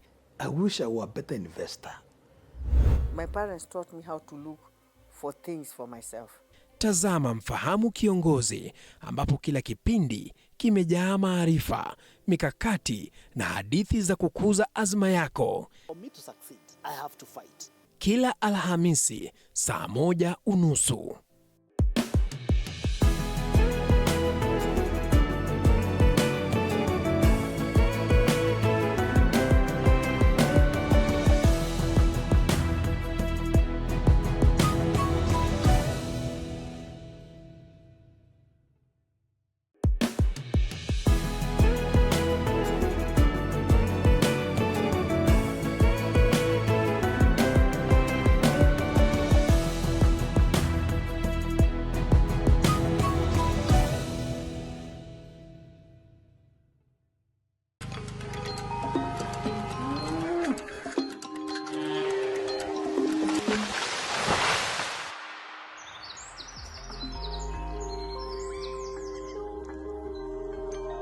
Our world is changing every day, and so should we, for the better.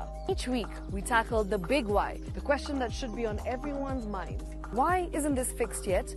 Deforestation, global warming, and the adverse effects of climate change. The future isn't just something that we inherit, it's something that we create. Join us on The Green Fix as we tell the stories of those who refuse to give up.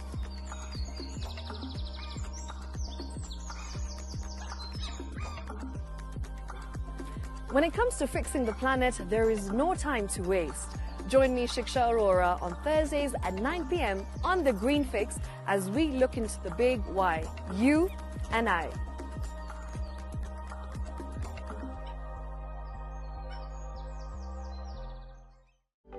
For comprehensive information and education on your health, Body Garage is here. Don't allow anyone to pluck out your good tooth as long as it is strong and stable. Cancer doesn't start today and you get the symptoms tomorrow. By the time you pick it or the time it is manifesting in you, probably will be there about 5 to 10 years. The eye is the window to the rest of the body. Don't forget to stay hydrated. And of course, you at home do take your water. So the ultimate test is actually you check your urine. Your urine should be clear. Clear like the water. Yes. Should be able to see the other side of the urine. If your urine is colored or has changed color, you cannot see the other side, then you have not taken enough water. Don't forget regular health checkups. Early detection saves lives. I want the message be, we can prevent cervical cancer. We prevent cervical cancer in several ways. You have young girls and even somebody who's above that age, you can pay at least every 3 years. Somebody should have a pap smear done. If you are 40, 45, 50, going upwards, once a year, please go see a doctor. Yeah, it's just for normal routine maintenance.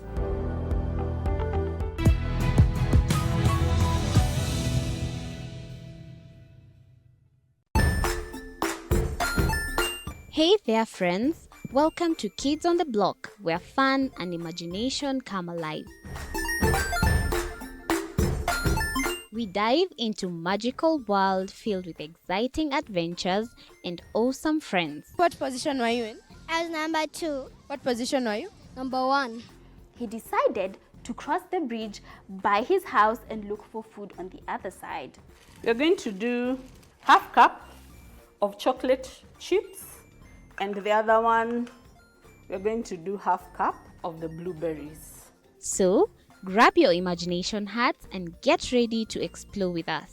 Join us every Saturday at 9 a.m. for new friends, amazing stories, and tons of laughter. Jiunge nasi tunapoangaza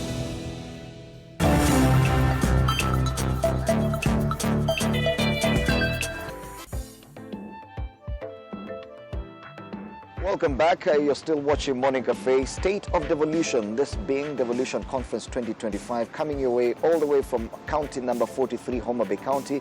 We are stationed here. Our set is actually right smack in the middle of Homa Bay High School, which is the venue of this event. And earlier I was speaking to Deputy Governor Dr. Matthew Ochengo-Willi, Deputy Governor Kisumu County. We've now been joined by Tabitha Mutinda. Senator Tabitha Mutinda, good morning, karibu sana. Good morning. How are you finding Homa Bay this morning? Quite busy, I'm sure much busier than it's ever been. Extremely very busy and very disappointing traffic management. All entry points, are closed. There's no customer service in terms of this is where you're supposed to enter from, this is where you're supposed to exit from. It's just total confusion. Well, the gates are marked, and they sent out the organizer sent out a text yesterday saying that this is a pedestrian-free venue. So people are supposed to park outside the venue, and then there are shuttle buses to bring people to the main venue. I haven't seen any shuttle bus, but that's not the issue. We don't have a problem with even walking and coming in. The problem is that no one is telling you where you're supposed to enter. The entry points that you're expecting are all closed. They're not telling you one is closed. They're just telling you just move. It's not here. There needs to be a much more proper organization on where people should be able to come in and where to exit from. I'm informed that the traffic marshals as well as marshals within this venue will be on standby going forward to direct people on where to go, where to park, probably which routes to use. So They promised us to get better. I hope so. I'm sure you came in a bit earlier Yeah. than usual. Yeah. Yes. So, well, Homa Bay County, I don't think has ever hosted this amount of people in a single day. 11,000 delegates just streaming into town from all over the 47 counties. You can imagine 47 county governments are currently in Homa Bay with all the officials, county governors, deputy governors. We have one deputy governor here. He had to walk some distance to our set as well, but he took it in his stride. Yeah. Senator, 12 years on, 12 years of devolution. Quite some challenges. If you look even at the dailies today, the Standard talks about devolved corruption. And these are some of what has been highlighted about devolution. But we agreed with the Deputy Governor, Dr. Wheely, that we try and look at the positives, which some are rarely talked about. From your perspective as a senator, what do you think has been the biggest win as far as devolution is concerned 12 years on? Yeah, I agree with you. It has had its positives, and also equally it has had its own challenges. We agree to that. But I always look at the glass half full, not half empty. And so looking at the positives, of course, the services have been devolved to the local Mwananchi on the ground. There has been job opportunities for the people coming from that particular region. Economic empowerment in terms of the businesses that have been created, where there is local procurement for the local suppliers in that particular space. Also, in the same in terms of different developments, construction of roads and schools has given opportunities to the young people within that particular region. We've seen also infrastructures like the TVETs, which are learning institutions that have also been able to be advanced and improved in terms of the courses that they offer. There's a lot. Infrastructure itself also has been, development-wise, has been devolved. These funds are also devolved.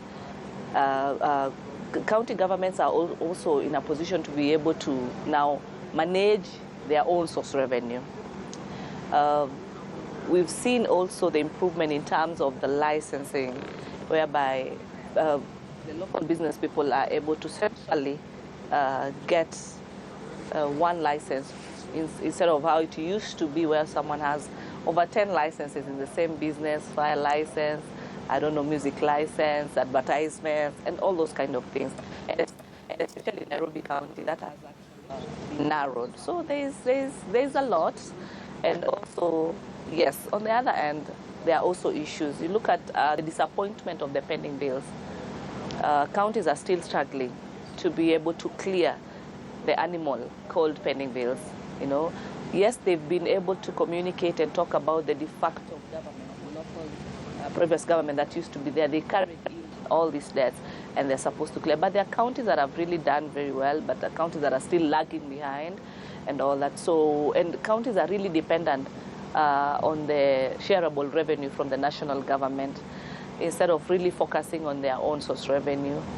The issues, I was talking to the COG chairperson yesterday, Governor of Wajir County. Yes. And it's the issue of economic viability of these devolved units, because it's come into question that do we need all these units that cannot sustain themselves? But he said that that was not the intention of devolution, that it was not simply as economically viable units, that it's simply devolving the services. So don't you think that probably this discussion around both source revenue and sustainability of devolved units economically is misplaced? I would disagree with him. It's not only about the services. It's also highly about the sustainability economically. If you've told our people now you're supposed to get all your services from Homa Bay County area, then and you're telling them work from this space, grow in this particular county, do business in this particular county. There has to be a win-win. There has to be demand and supply. It has to be created. And that is what now will sustain our people, and they'll be able to speak here to get those local services. If they do not sustain themselves economically, then they will start moving out, and it will be congested. Nairobi has been for the longest time the city. Of course, it's the city, and it has been for the longest time where people go to seek services. Those services have been devolved For you to sustain those services being devolved and wananchi being able to enjoy those services, then equally you need to empower them economically. That is very key, that is very important, because you see, on the issue of on-source revenue, if governors would really focus and improve on on-source revenue, their dependency on the national government will be minimized. There's a system, the integrated a system that is at the national treasury level, one centralized system that counties should be able to use to be able to ensure that it's a system that collects revenue. One system that is uniform for all of them, so that there are no loopholes, there are no opportunities for the wrong officers to be able to take funds. What do you say to this argument that probably some of this should be collapsed? Because there's been that argument that when we get to some point that we need to review the Constitution, that probably economic viability should be the way to go. I wouldn't agree really on the collapsing, because when devolution started in 2013, most of the governors, when they came in, they employed a whole new lot of people and employed them permanent and pensionable. When the governors came in 2017, they did the same. You know, it's also, we have also the challenges in terms of the political powers and all that. The new governor comes in with his or her own lot. Again, employs them permanent and pensionable. These are the people that sort of get all these departments. So when we say we bundle that and look at it from a regional perspective, where do these people go? And that's why you find that the problem that now these units are looking more like employment bureaus. Correct. Than development units. Yes, correct. And that's why that's why I'm voicing it out. Those are some of the challenges, because we said we have the positives and we have the challenges. Those are some of the challenges whereby now people feeling entitled. I need to be here, the law protects me, you cannot just fire me and all that. But it's really the high time that governors get the experts and just work with the minimal number of experts. People who have reached retirement age, let them go home. Yes. Let them allow room for their own children, to be able to work and bring in the expertise that the young people are offering nowadays. They are so learned, they are so knowledgeable, they are so skilled, to be able to offer what is new within the new generation that is in place. So at the end of the day, economically, there has to be that sustainability. Then why are we giving counties all equitable share? It can't just be for current expenditure. All right. There has to be development. Development that ensures we have investors who can be able to come invest in this great Homa Bay County, be able to create more job opportunities for the young people out there, and women, and also people with disability. There needs to be an opportunity, that is created, because the environment is conducive both infrastructurally, economically. Also the local banks that are there should be able to empower these young people to be able to do business with the same county governments, and by them also being able to create their own small job opportunities for themselves. Yes. And Deputy Governor Dr. Willie, there's a whole issue of youth unemployment. If you look at the theme this year, it's devolution as a catalyst for equity, inclusion, and social justice. And the problem of the youth has become part of the national problem. At the county level, the expectation is that counties will be part of the solution to this. According to the planners of this conference, they talked about listening more to the people and public participation and not talking down to them. Do you think that probably 12 years on now, counties are better able to provide a solution for youth unemployment? Well, I think the issue of youth unemployment is an issue that we need to think about as a country. It's supposed to be a national conversation. Actually, the youth are already forcing that conversation, and I think it is already ongoing. Okay, and so the national government needs to think about what to do with the youth unemployment, just as much as the counties. Okay, and I must say that counties have found space, for the youth. Of course, the Constitution is very clear on what you do. For example, if you are recruiting, there's a percentage that must be reserved for the youth, there's a percentage that must be reserved for those who are living with disability, and there's also a percentage that must also be reserved for those for women, for example. So as I said earlier, we have a very good constitution. Okay, the constitution that we passed in 2010 is very good. I think it caters for many things. But I think what we have failed to do in many instances is enforcing, that constitution. Okay. I know there are areas where, the threshold that I'm talking about has not been achieved, okay? But no one, is there to ensure that, that it happens. So I think that then governors and, of course, the president, okay, the Council of Governors, so to speak, okay, because counties have become the new centers of development, okay, and the national government together must think about what to do with youth unemployment. And maybe not through direct employment, but probably through the devolved services, because we understand trade, agriculture, environment, all this, probably they could offer employment opportunities for the youth. But there's also the challenge of devolved services, but no resources towards that. We remember that back in 2023 when the event was held in Eldoret, the president made a commitment that he would ensure that all devolved services that were yet to be fully devolved will have been devolved by now. I don't know where we are. We are yet to see that. And as you say, I think that the lack of commitment to fully devolve, the functions has to do with the resources. Yes. Resources follow functions. So if they devolve more functions, that means they have to give us more money. Yes. But you see, they have always insisted on a percentage that we've always thought is not sufficient, even to run the function that we're already having. And so one of the good things about conferences such as this one is that we take stock, okay, of how far we are. He promised that in 2023 we'll be interested to know what the position of the COG is in as far as what he was supposed to deliver from that time and now, is concerned. And we hope that as we move on, as we continue to have this conversation, that devolution, gets the attention that it deserves. But most importantly, that the national government must devolve fully functions that are meant for county governments, and then give the corresponding resources for us to be able to, talk about resources, because that's the biggest discussion, and that's where probably the Senate comes in. And we've seen the push and pull between the Senate and the National Assembly. At a time when the country is facing some serious fiscal constraints, is it feasible for us to imagine that more resources could go down to the counties? Or do we feel that it's a bit too early? This is a discussion we should have probably 2 devolution conferences from now? From where I sit, and from the oversight that we always do, more money needs to be devoted to the counties. That one I really and fully agree. And I'm the Vice Chair of Finance and Budget. The other day, sorry, it's cold in Homa Bay.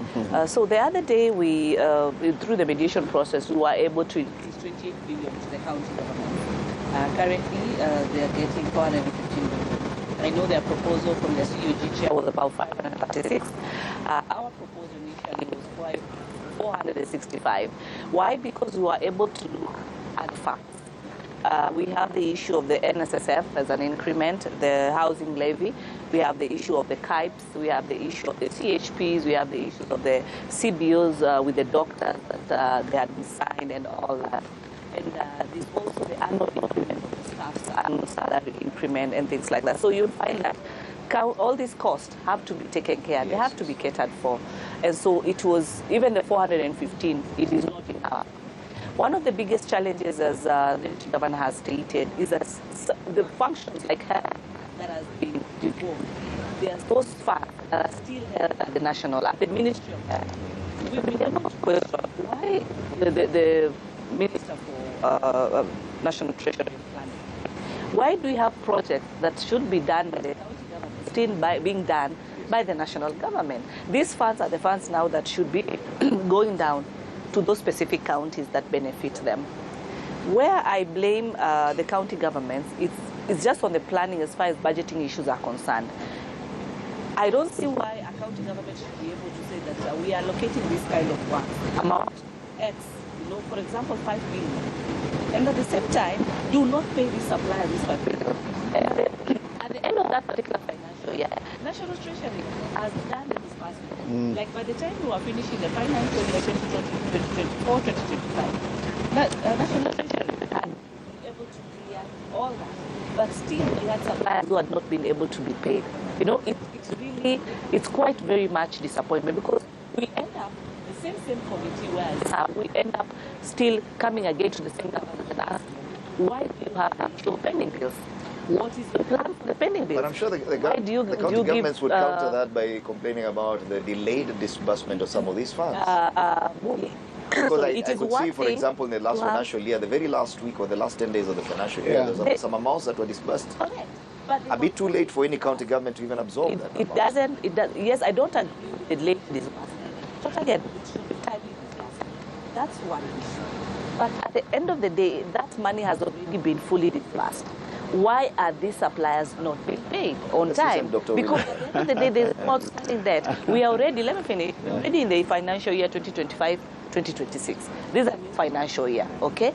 Suppliers, again, new suppliers will be told, supply this, do this, and all that. At the end of it, by the time we are in 2026, June 30th, why still do we have these people not paid their money if that disbursement now is fully achieved? The National Treasury has been able to. Why do we have that particular problem? Where we're having the issue of this corruption that is there today is because, again, it's a circle, it's a chain. The same people now start becoming beggars to the same officers who give them the same work and are supposed to be able to pay them. It creates room for corruption which was not there in the first place. Those are the challenges. Again, when they take this on-source revenue, why are we only concentrating with money from the national government? Where is their own source revenue? How come they are all over here? Are they taxing their local people? Where do they take that money? Where is that particular money? Let's allow Dr. Willie to respond to that. That's okay. Hospitals, I would agree that the 30% for health is not enough currently. More money, because health is a very, very important sector. More money should be devolved for health. Within the county levels, more funding should go to health. But you still find that there's still a challenge, completely a big challenge. You find that, when you visit hospitals, because I also sit in the health committee, when you visit hospitals, they complain that monies that are supposed to be paid by SHA have not been remitted. There's the money that the county has remitted to them. There are challenges here and there. But they forget that the same hospital should be able to run itself independently. Senator, let's allow Dr. Willie to respond, because I can see he's itching to. I can see Senator is really doing oversight. Well, the resource envelope that's available for counties, okay, does not just consist of shareable revenue. And the Senator here knows that. We have the shareable revenue, but we also have what we call on-source revenue, okay? And of course, the donor-funded, projects. Yeah. So all together, we have the resource envelope, okay? Now, counties basically overestimate their own source revenue potential. Okay, you'll find counties saying, okay, fine, we'll collect 3 billion. In actual sense, they may collect 1 billion. But the whole 3 billion is in the budget, as the Senator says it, so they sit in the budget. Now, if you are not careful and you end up, contracting suppliers for goods and services and for contracts for the whole sum, and you do not meet your or your own source revenue, you are definitely going to have pending bills, Senator, and that happens a lot. Now, earlier we had talked about the wage bill. The honest truth, and I think Senator knows it, is that many counties actually are spending probably even more than half of their budget in payment of salaries. The more reason why they overestimate the on-source revenue so the budget can pass through the controller of budget. So quite a bit of the money that we receive in terms of shareable revenue actually goes into salaries. As she says also, every time a new governor comes in, okay, they always want to, to employ, as we were saying earlier, further compounding the problem of, salaries and, and other expenditures. So I think until people, until counties, okay, start being factual If you can only collect 1 billion, can that 1 billion be the only one that goes into your budget? But the moment you overestimate, you'll definitely have pending bills. I see a connection here between the wage bill and the delayed disbursement of funds. And the delayed, yeah, you talk about delayed counties now are forced to prioritize paying of salaries with whatever small comes in. Yeah. And probably development is left to the tail end of the year. If at all, the Treasury will release the rest of the funds. Yeah. Is that sustainable? That's the state. I mean, if that's exactly what happens. You'll receive money, okay, when it comes. Sometimes it's just 2 months late. Now, what will you do? Many counties, by the way, have an arrangement with banks so that banks pay their salaries. When they get the disbursement, the first thing they do, the first charge, on that is to pay back the bank, okay, so that they don't accrue, a lot of interest, on those loans. Then the remaining, then you have to think about what to do with it. So you can only pay a portion of your suppliers, okay, and your contractors, hoping that as time moves on, you may end up getting more money that you're able to pay them. But finally, you also talked about late disbursements. Like even this one, I know that counties receive the whole amount that was due to them in terms of shareable. But the last one, the June one, came much later. No county at that point could be able to, to expend it. So until the budget, the system is open again, which we hope will be sometime this month, okay, you still have to have pending bills. And pending is not just a function of county governments. I think that even national government has got a bit of pending bills. I don't know what happens at that level. Yeah. All right. Senator, you can see the problem here. That delayed disbursement, definitely. Because there's the issue of the capacity by these counties to absorb some of these funds, and at what speed. That releasing a huge chunk of the money in June, when the financial year is ending, is basically crippling the counties. No. You see, as much as I disagree with delayed disbursements should be timely. That one I agree. But here we have a situation that that disbursement has come in late, and you have outstanding pending bills. That should be a priority, because you gave those people work to do. Secondly, I hear the deputy is talking about the issue of overestimation of their budget. You overestimate the first financial year, 2022-2023. To manipulate.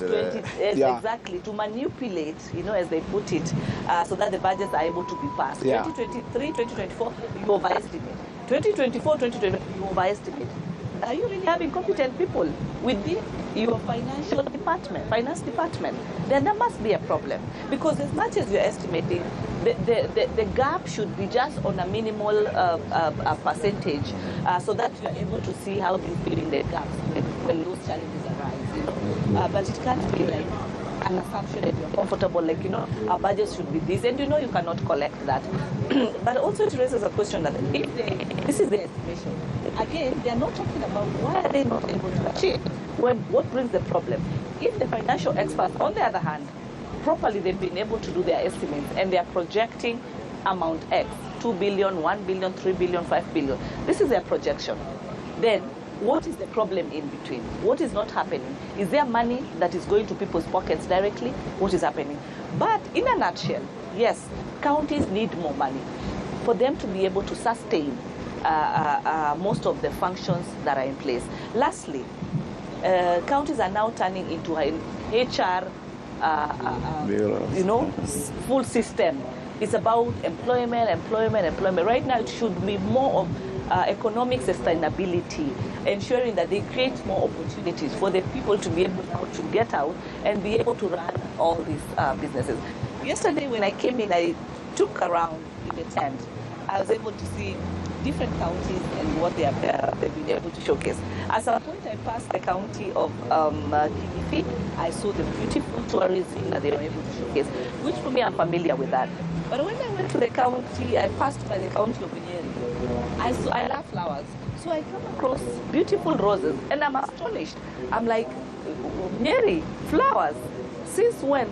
We've not known, I'm not really personally known Nyeri for flowers. They say, yes, we have flowers. It's one of our economic, agricultural products and all that. And I'm like, wow, I'm surprised. So with this devolution in place, we are able to see also more in terms of what the different counties are able to showcase, what they pride in. that is where they maximize their own source revenue. That is where they maximize their revenue collection totally. As much as Article 232 is very clear in terms of the 15% of the shareable revenue by the national government and the county government, it is their right, the 15%. Do we ever get right. to 15%? Yes, they get their 15%. Because right now it's more or less like 10.4%. No. I told you I am the Vice Chair of Finance and Budget. So when it comes to that achievement, even us as senators, we really push for that. And for this 415 was at the 15%. It is that one is achieved, but it is not enough. For them, truly, I agree with them, it is not enough. The challenge that we have with National Assembly is the audited accounts that needs to be up to date and also approved. That is the basis of determining the ones that are approved last for the 2023-2024 financial year. Yet now we are in 2024-5, 2026. There is a delay, and we feel sometimes it's intentional by National Assembly when they delay approval of these audited reports. It affects also, but as we speak with the last audited that are already approved, where we have that 415, it is okay, it is within 15%. And talking about the National Assembly brings about the debate around the NGCDF, and there was this whole push and pull about the road maintenance levy. MPs want the same, counties want the same. Eventually it went one way. But do you feel that you're in competition in as far as development is concerned with the constituencies run by MPs? Just before getting there, allow me just to make an observation. You know, devolved units are a creation of the 2010 Constitution. Now, the issue of viability of counties is coming into sharp focus. Okay, are all counties economically viable? Probably we need to review. Okay, I mean, 12 years down the line, we may need to start thinking about what is working and what is not working. Are we in a position to maintain the 47 counties as they are? Do we need more? I know there's a push for more, or do we need to reduce? But that said, counties, as I've said earlier, are centers of development. If you look at what's happening this side of the country, we have agreed, you know, as a region, that we need to focus on harnessing the blue economy. If you look at our contribution to the national GDP, it's not much, but that is because we are not doing much with our God-given, resources like the lake. So you'll see that in Homa Bay, Siaya, all these countries around the lake are focusing their energy more in enhancing the blue economy, and that will help create those jobs, that we are talking about. Agriculture is devolved. We have some value chains, agricultural value chains that we need to refocus on. Okay, like cotton, for example, rice. That can help create the much needed, jobs for the youth, but also a basket of food, for the people of this region. I just need to say that. But now you're asking whether there's competition between governors and the national government in as far as, some functions are concerned. We keep asking ourselves as devolved units, what Kenya Rural Roads Authority is still doing with the national government, or Urban Roads Authority? I mean, Homa Bay is urban, yes. What's the national government doing? Where we are sitting is right inside the heart of Homa Bay County. Why can't we allow the governor and, her government to do the roads within Homa Bay town or Kisumu City, for example? Or if you go to some rural road in Karachuonyo, why would the national government come there to do it? So I think that it's the same thing we were talking about earlier of not fully devolving those functions because they want to maintain the resources at the top. The same thing with even NGCDF. I know that there was a public participation. I do not know the result of it, but we maintain, that CDF really was just the initial way that we attempted to devolve resources to the grassroots. Now that we have devolved units, why can't we lump that money together? I know people will be saying, okay, fine, some governors are corrupt, but I did say earlier that we have relevant agencies of government who should take care of those who are plowing public resources. So we cannot sit there, know that such as a governor is not doing a good job, they're plowing resources, and still just wait and watch. Yet we have the relevant laws that can be applied so that we allow counties to thrive. Okay. Yeah. Senator, this is squarely at your doorstep. The competition between the National Assembly and the Senate, it is your role to protect devolution and to defend it and to ensure that most of these resources go down to the devolved units. But it would appear that there's a a serious attempt to ensure that NGCDF and the national government still maintain a lot of these things, and they do so by ensuring that a lot of the resources go their way. Don't you think that in itself is an assault on devolution, the fact that we're even looking to entrench NGCDF and take even some funds? As you've heard me clearly state, I've stated that counties need more monies. And so, as senators, we don't have a problem with counties having more money. The problem is with the National Assembly. There has been a really tug of war between members of Parliament and the governors. War, from where I sit, I don't know why it should be there in the first place, because they all serve the same people, the same constituents. These are the same people who elected them to be in those particular positions. But these are the same people again who fight that the county government should not be able to get more funding. It's something that we've told governors, sit with your members of Parliament, make them understand the importance of more funding, the importance of continuous, services being brought down to the people. They are the same people that we are serving. I can give you a small example. The issue of equalization fund. When I came into Senate in 2022, and in the committee that I sit is where we deal with the fund, apparently I've been the one who has been tabling each and every financial year the bill, equalization bill. Monies that were supposed to be agreed on for a duration of 20 years, up to date, there are still arrears of the same fund.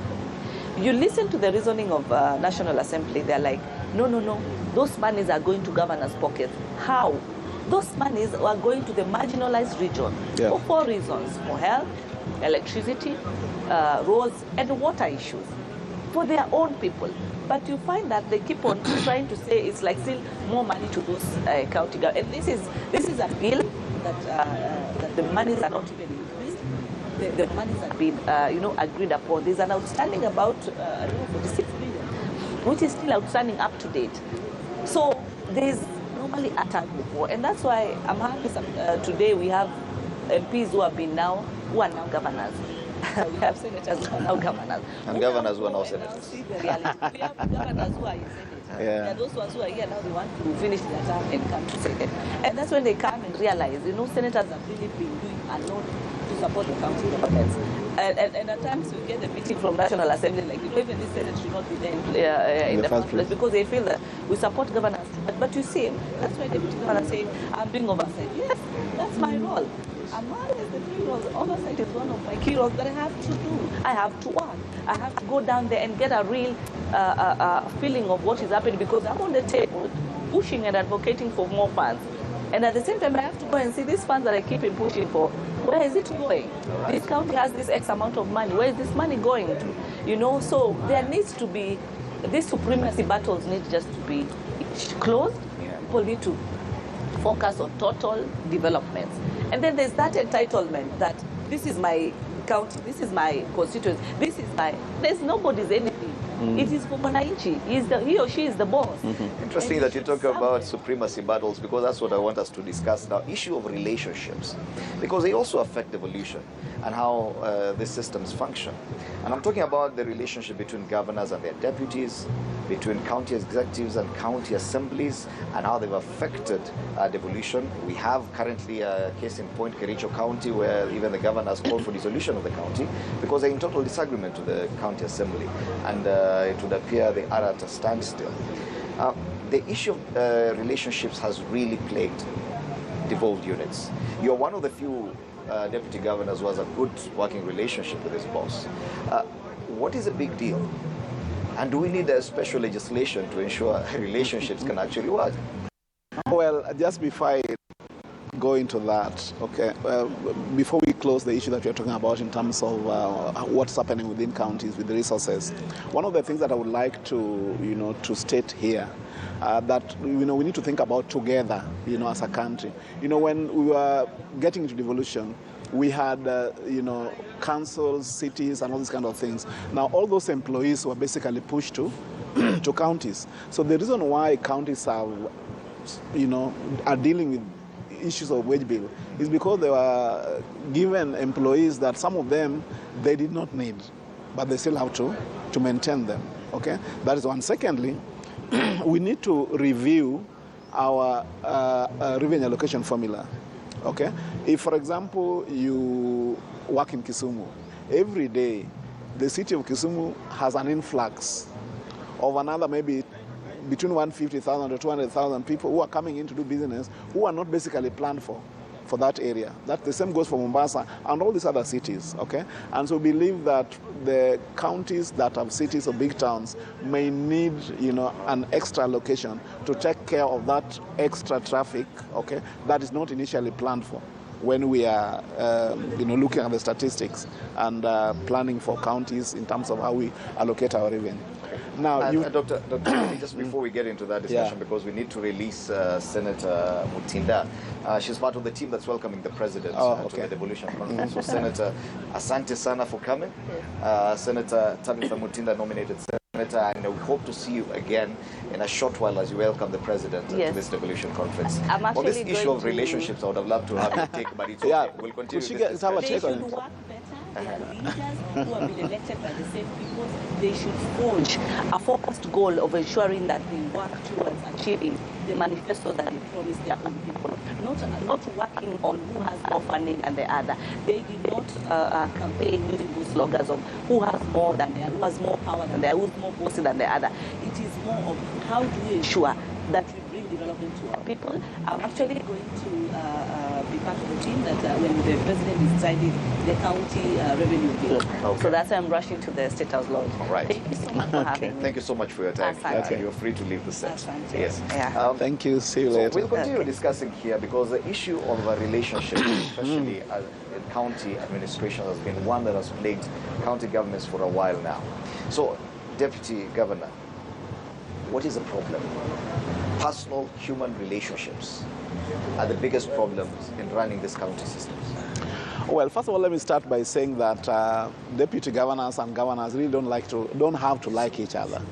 Okay, all they need is harmony in the delivery of their functions.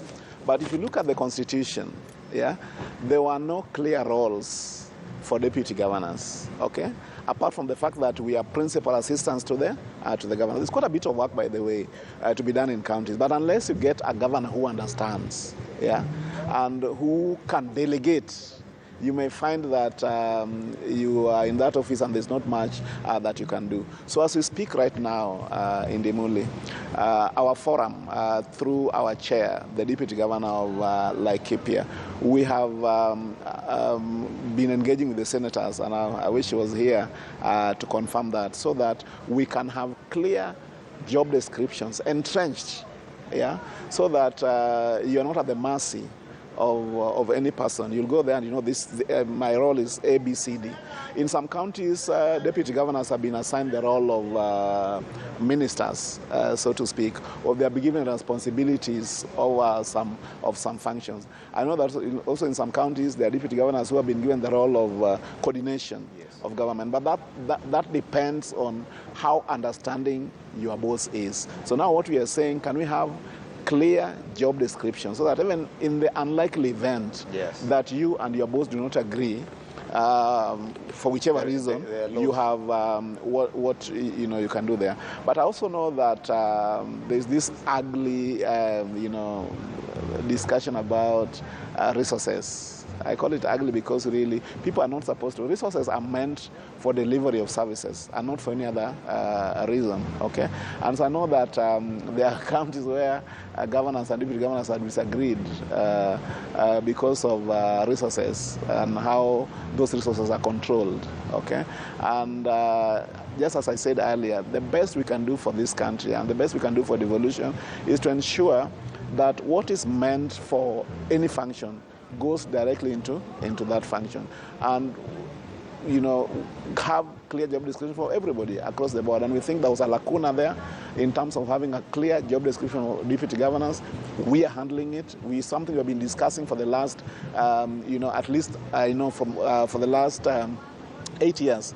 I got into this conversation from 2022 when we were elected, and we are hoping that we are soon, getting there. Yeah. But as it is now, if your boss does not allow you space to work, you'll just not work. So without legislation, these relationships will become very fluid. Yeah, so it then depends on the governor and the deputy governor and how they can forge a working relationship. But that is dangerous, as I've said, because there are cases where that kind of, common agenda may not exist at some point, in which case, therefore, we need to then have clear job descriptions for the number 2 in the counties. That debate has really persisted for a while, the relationship between governors and their deputies. But there's also now the relationship or working arrangement between county executives and county assemblies. Yeah. And we are seeing that too is proving to be a hindrance to some of the progression of the counties. We've seen cases where such differences between county executives and county assemblies has led to the impeachment of governors. Now we have a governor who's asking for dissolution of this county. And are we saying that county assemblies are to some extent overreaching their mandate? Is that where the problem is? I tend to think that in some instances, some county assemblies are tending to overreach their mandate. If you look at what their role is supposed to be, overseas legislation and, representation, okay? It has nothing to do with now. And I'm afraid, but most of the fights are to do with control of resources. If, for example, county assemblies have been given their allocation, say, for example, they get X amount of money, say, for example, 1 billion, which is for the functions that they do, what do they have then to do with the governor? Unless there's something specific that the governor has done, okay, in which case then they can say, okay, fine, Governor so-and-so has done A, B, C, D, so, but much of the fight between county assemblies and the executive has been to do with the control of resources. Members of the county assembly and their leadership, in some cases, would like, for example, to be involved in what is being done in the executive to the extent of also, controlling who gets what in terms of contracts, supplies, and stuff like that. And that, of course, has not been sitting well with some governors. So I think that. Yes. And we've also had the discussion around the Ward Development Fund, which basically some critics say this is just a way of the governor bribing or attempting to appease the county assemblies into a good working relationship. Aren't we perpetuating an illegality that a house that is supposed to deal more on oversight has now forced county executives into a position whereby they have to do something to appease the county assemblies? Otherwise, you are shown the door. I know that in our county there's nothing like Ward Development Fund, okay? But what I know is that, wards are basically the centers where we do our projects. And I think it is proper that governors and the executive, together with members of the county assembly, because the MCAs basically represent the people who elected them, they must agree on some level of development in those wards at the minimum. Yeah, like for example, you can say, fine, in each and every ward, at minimum, we'll have to have projects, say, for example, worth 50 million. Now, we are not saying that that money belongs to the MCA. We're just saying that in that particular ward, the executive must think about projects across the line that must be worth 15 million at the minimum. Yeah. Doesn't that affect the debate? Because different areas within a county would require different levels of development. Of course, you may have a special project on this side of the county and not on the other side. When we demand that every ward must receive the same amount, doesn't it therefore defeat the purpose? I've not said they receive the same amount, but I said at the minimum. Okay. Yeah. I mean, for example, you can't say that out of your budget in a particular ward, because of the projects you have elsewhere, you'll not do anything.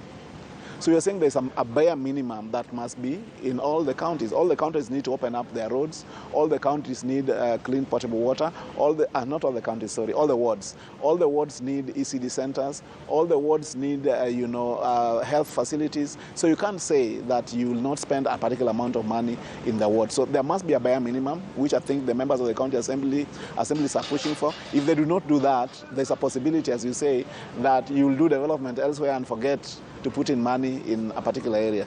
Okay, so of course the amounts will be different, but there should be a minimum, a bare minimum that you must do in each and every ward out of a discussion between the executive and the assembly and of course the people. Of course they are the representatives of the people, but you know that budget is also, for you to come up with a budget, there is the process of public participation.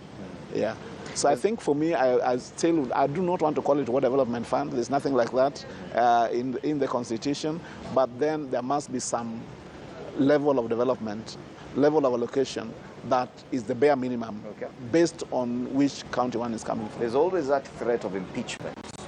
And county assemblies have been taking advantage of this. Yeah. They know they can impeach the governor anytime they want to. And governors are aware of this. Do you think that to some extent, has been misused to push governors into a corner, that unless you do what we want, we can take you home anytime? Definitely. I mean, I think that has been one very misused, piece of legislation. I think there are governors who are basically living on edge and sitting on edge because of the fear that MCAs may impeach them, anytime, especially if they do not conform to what they may be in need of. But I think my experience in Kisumu is that there needs to be very frequent consultation between the executive and the county assembly. Remember, all these leaders are elected to serve the same people, and there's no need of each of the two arms of government working in a silo. Yeah, so whatever it is that the MCAs think need to be implemented in the wards should be put on the table. Let the executive also say what they think needs to be done. Let there be, a consensus on how we develop our counties going forward, and not everybody working on their own.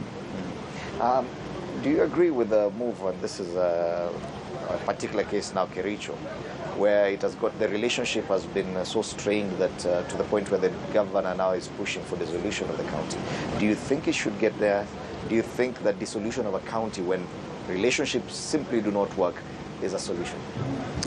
Well, the governor of Kericho is a very good friend. Dr. Mutai is a very, very good friend of mine. It's unfortunate what is happening in Kericho.